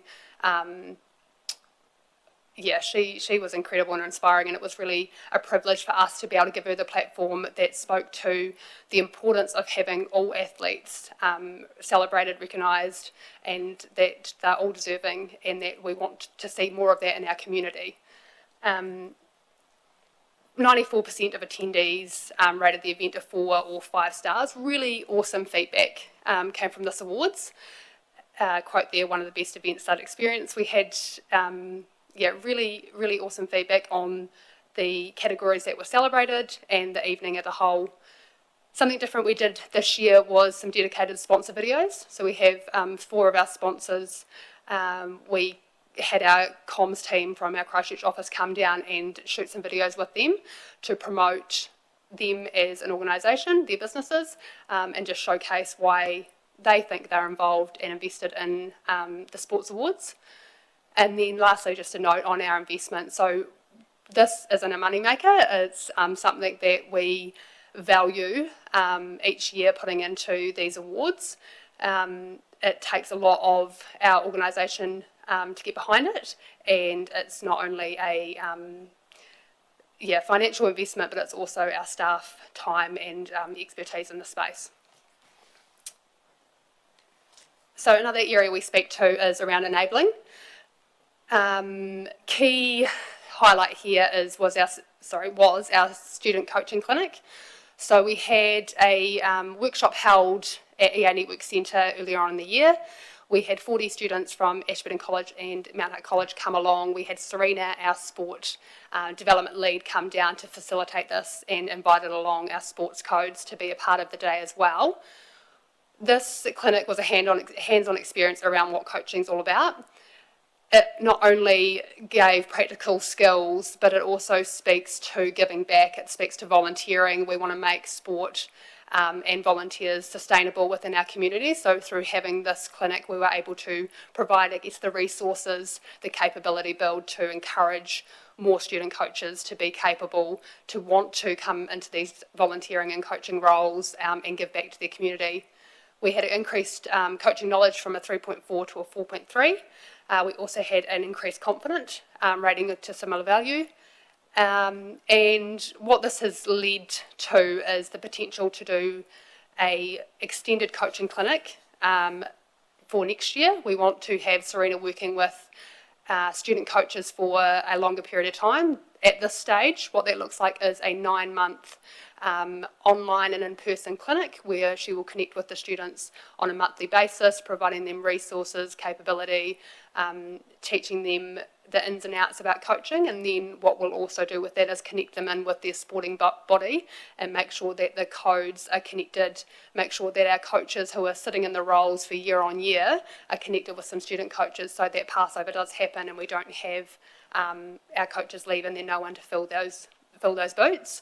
So building practical coaching skills and fostering a strong sense of purpose is sort of a capture of what I think the day was about there.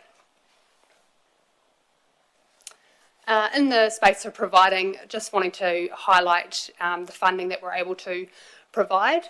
So the securing and distributing of 112,760 in funding within the 6 months period got distributed in the Mid Canterbury region. We're really grateful that we can be a part of distributing that funds where it's needed most into community-led organisations that are able to keep things going within the community, to those who, as I say, need it most, to where it's needed, to where it's most deserving. And the former refugee community support is one of those spaces where they got not only Te Manawa funding but some youth activation funding that they utilised to provide and purchase volleyball equipment that they were able to activate during Youth Week. And again, it isn't just funding, it's not just financial, it's transformational. What's next? So this is something that does fall slightly out of our reporting period, but it's something really relevant to what we've been doing. And it's flowing on to mahi that we're doing at the moment and that will continue to happen in the community. Instead of speaking to it, I'm going to play you a wee video that speaks to it a lot better than I could because it's in collaboration. If I can get it working.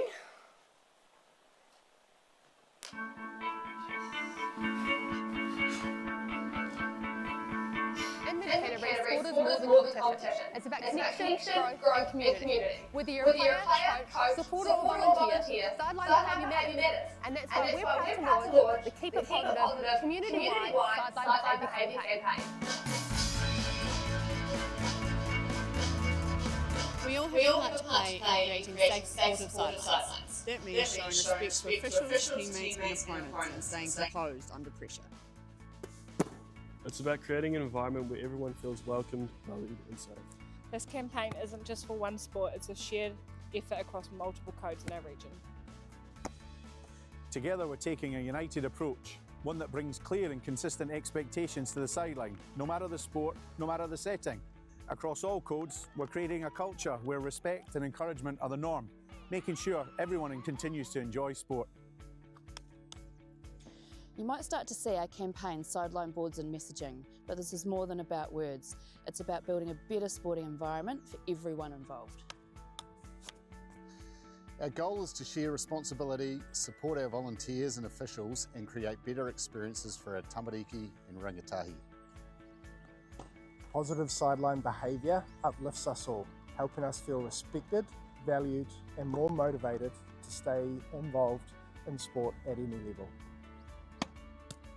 Together we can build a stronger, more united sporting community. One where every voice on the sideline contributes to a safe, respectful and inclusive environment. By standing side by side across all codes, we're not just shaping better game days, we're fostering stronger connections and a sense of pride in the way we support each other, both on and off the field.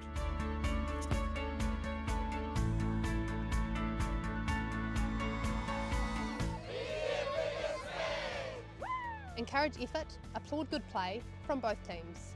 Lead them play on three! 1, 2, 3, lead them play! Let kids enjoy sport, free from pressure and sideline coaching. Let the coaches coach. Support the coach's role, even if you don't agree with every call. Stay calm, stay cool. Please don't yell. We hear everything from the sideline. Respect our volunteers. They're giving up their time for us. Be kind to them.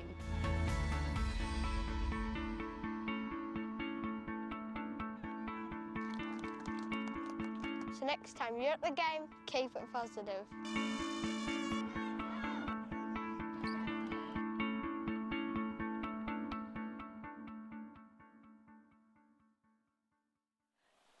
Yeah, so not sure if you've seen that yet, but it's been launched. We have 12.5k views on that video. It's one of the most watched videos in the whole Sport Canterbury organisation, so South Canterbury, West Coast and Canterbury. I think what made it so successful is collaborating with the sports codes, having them be a part of it, having local faces in it, having kids that you recognise and players that you can see and pick out, and it's been a really cool way to launch our campaign. It is just the start. It is just the stuff that you can see sort of at the surface. What we've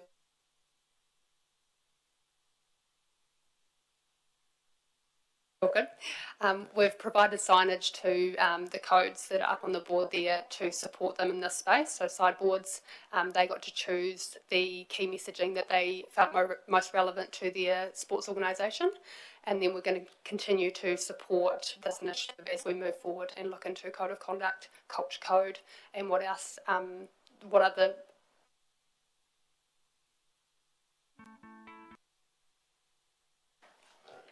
over to you. Thanks. Just to the video that Alice has shown, I think it's really important to understand that we know from research is that what underpins a successful initiative like that is to have the policies and procedures in place to support those organisations should they require them.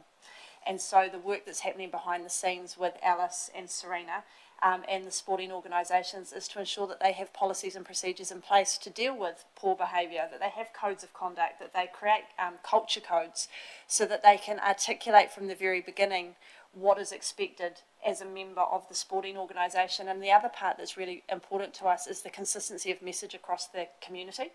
It was really critical that we were able to engage multiple sporting codes into this initiative because we know that young people play more than one sport, and we know that those parents are going to be involved in multiple sporting communities, and to ensure that they get consistent messaging will help us drive home actually sport is about number one, participation.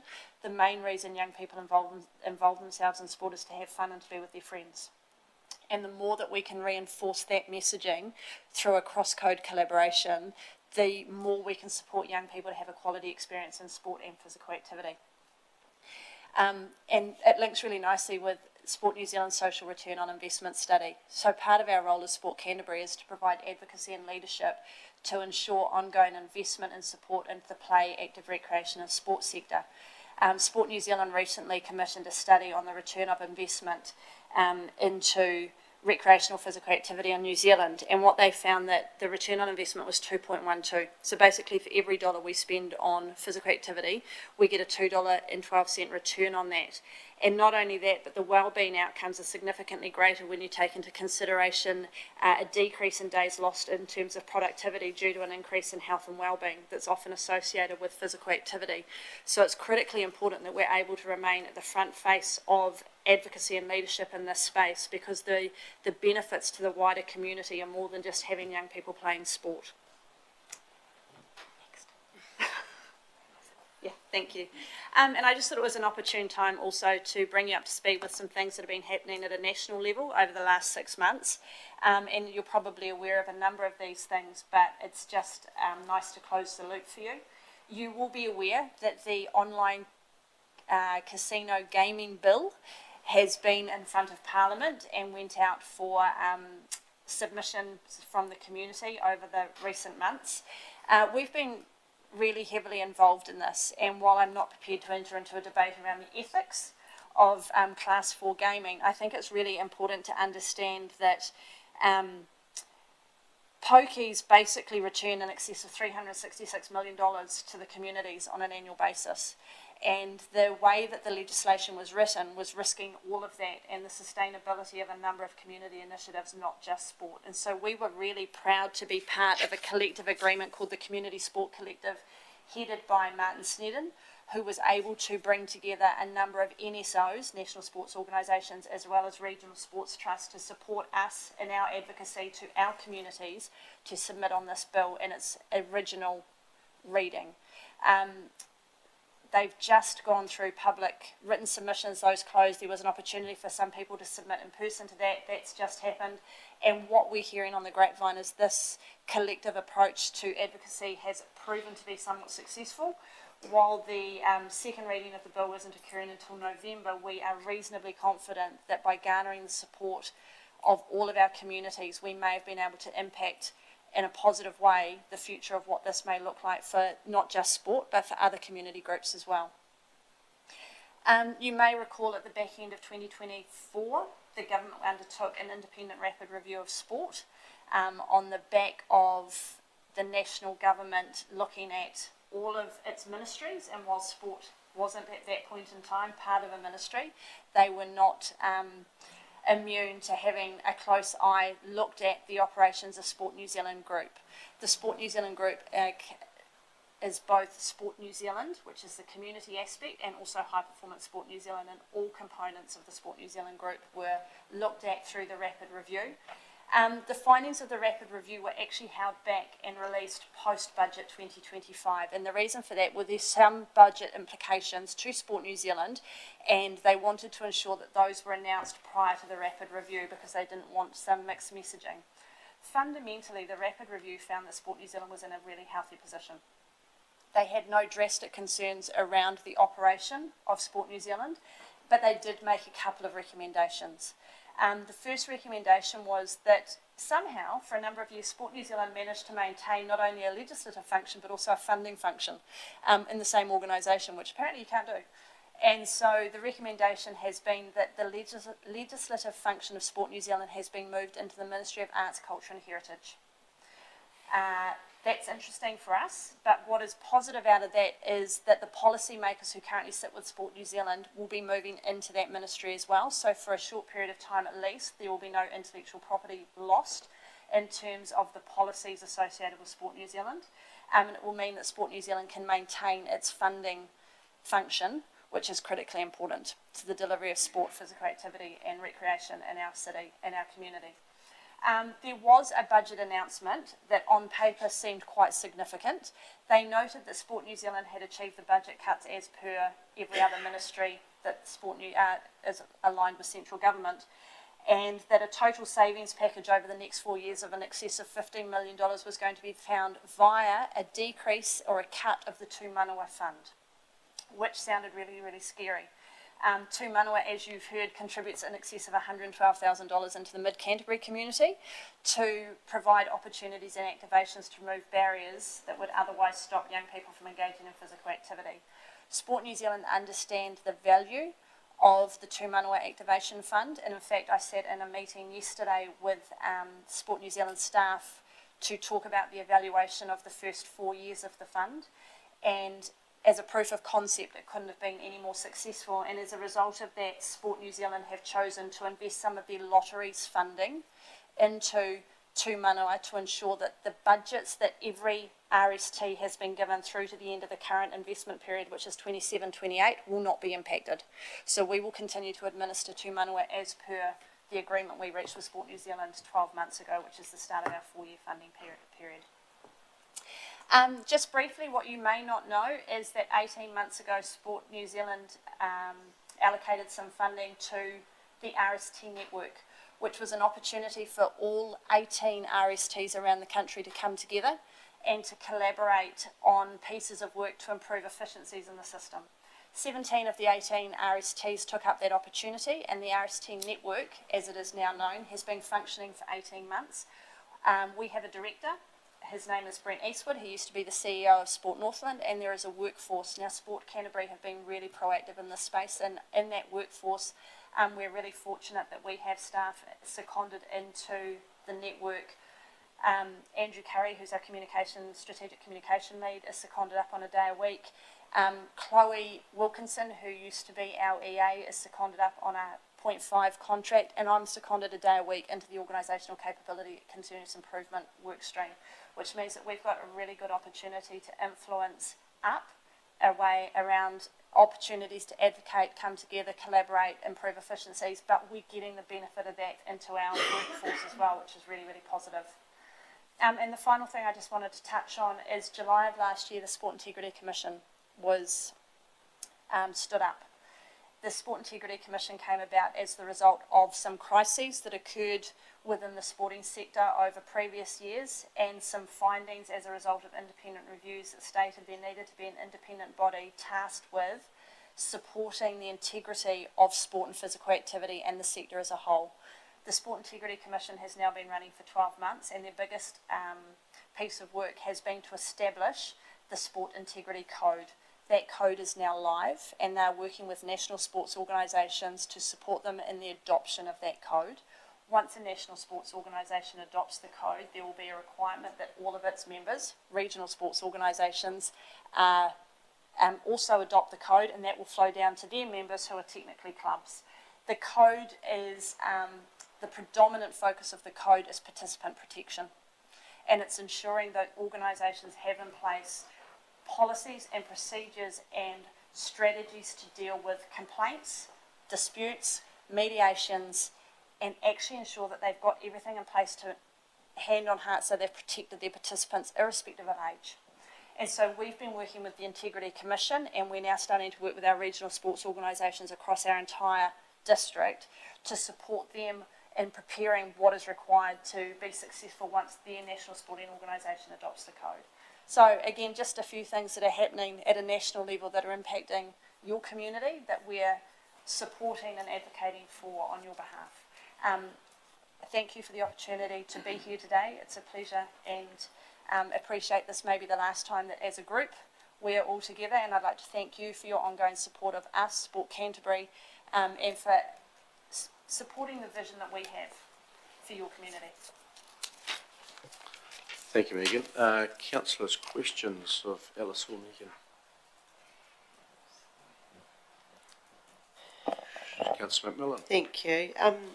Alice, I think I may have asked this question before, but in your report you've listed quite a few of the different schools, but obviously it's not every school in our district. So how do you connect with those schools? Is it them approaching you, or is it just to do with the timing you have and the resources you have? So the schools listed specifically under Healthy Active Learning are schools that have brought into the Healthy Active Learning concept, which is with Anna Holland's role, and she works directly with those schools, those kaiako, those students. I, as a whole, work with any schools that are willing to have me, and more of an approach where when multiple kids from different schools come together, it's a key opportunity to work with them. The photos on the board there from COSARs, from a leadership camp, they are of students from all different schools around our community. COSARs specifically are from our small and rural schools, which aren't listed, but they are any school within the Mid Canterbury region that is considered a small or rural school. So small school going to year 8, so not in the intermediate space. Bottom right there is from a leadership camp, so it was any leaders from different schools that were put on, we supported them in that space.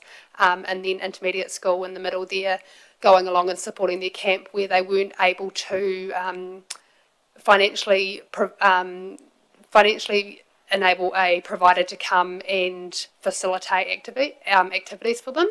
So we went in that space.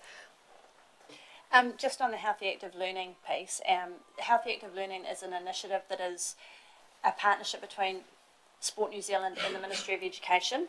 The intention of that partnership is for staff who we employ to work with teachers in those schools that are identified as coming from the highest areas of need. What used to be a low decile score, which is now a high equity score, low decile, high equity score. And we work with the teachers to improve their knowledge, understanding and implementation of the health and physical education curriculum so that they can then deliver that in a more meaningful and appropriate way into their classrooms. We've faced significant challenge this year because obviously we've got the numeracy and literacy rollout, but they've also worked really hard to embed the health and physical education curriculum into the new numeracy and literacy requirements within a school as well. I think one thing as well with that is I'm not necessarily always the best person to go into the school and deliver. We have amazing organisations around that. That is their whole role. So my role in that is actually just to connect the school with the appropriate organisations, which I've done throughout the year, connecting St Joe's and wanting to do a triathlon or duathlon. You know, Alice, can you come and help? No, but we have a multi-sport duathlon club and that connection there. So sometimes it is about finding the best person to go in and work within the school if they are doing events or activations. Councillor Todd. Thank you. Just when I read your report here, Alice, I was impressed with the motivation that took to get the cross-country going at college again, where you went from 30 to 300 people partake in it. So what sort of things did you do, or they did, to motivate 270 people extra to run on a cross-country? Yeah, so that came from the Active As component of the report, and that showed more of a shift in the culture that the school has taken on. The school was more invested and involved in encouraging their students to participate and get that back up and running. Motivation, I think, took place in many forms to get them going, but the Active As from being in the school, it's normalising being physically active. It's a part of their day-to-day through their ARCO time that they turn up to school and it is just something they do, and I think that actually gets us back to probably more of a way that was the way of life when I went to school anyway. It's the normal. It's a part of their daily routine. It's a part of their ARCO time, and I think that is a piece that's evolved from that cultural shift within the school. So Active As is a 3-year pilot that Sport New Zealand provided us the opportunity to engage with at the back end of 2023. We are fortunate that there are 4 schools in our region, so Ashburton College, Rolleston College, Te Aratai College and Hiata Community Campus are part of Active As. Those schools receive an investment from Sport New Zealand. There are some physical activity outcomes that they need to achieve, but it's also linked to educational outcomes. So each school had to identify what their biggest educational challenges were and how they could use physical activity as a vehicle to improve educational outcomes such as truancy, engagement in the classroom. That seemed to be a familiar theme across all of the schools. As Alice mentioned, Ashburton College chose to engage Active As through their ARCO time. to normalise physical activity as part of the school day, and also to re-engage kaiako and kaimahi, so students and teachers, to be together being physically active. And they've done a range of activities over the last 18 months, including things like colour runs. But what has happened is they've used student voice and student insight to design what their school activities are going to be, and that cross-country came about as a result of the young people choosing to engage with it in the school. Further questions? No. Looks like we're exhausted. Thanks, Megan and Alice. Great report. And thanks for keeping our district active, all the work you do. So great work. Very much. And we'll see you, or some of us will see you again in 6 months' time. Thank you very much. Thank you very much. Thank you, guys. Good day. Bye-bye. Councillors, that takes us to the end of our 6 monthly report. So we'll declare the workshop meeting closed. Thank you for attendance.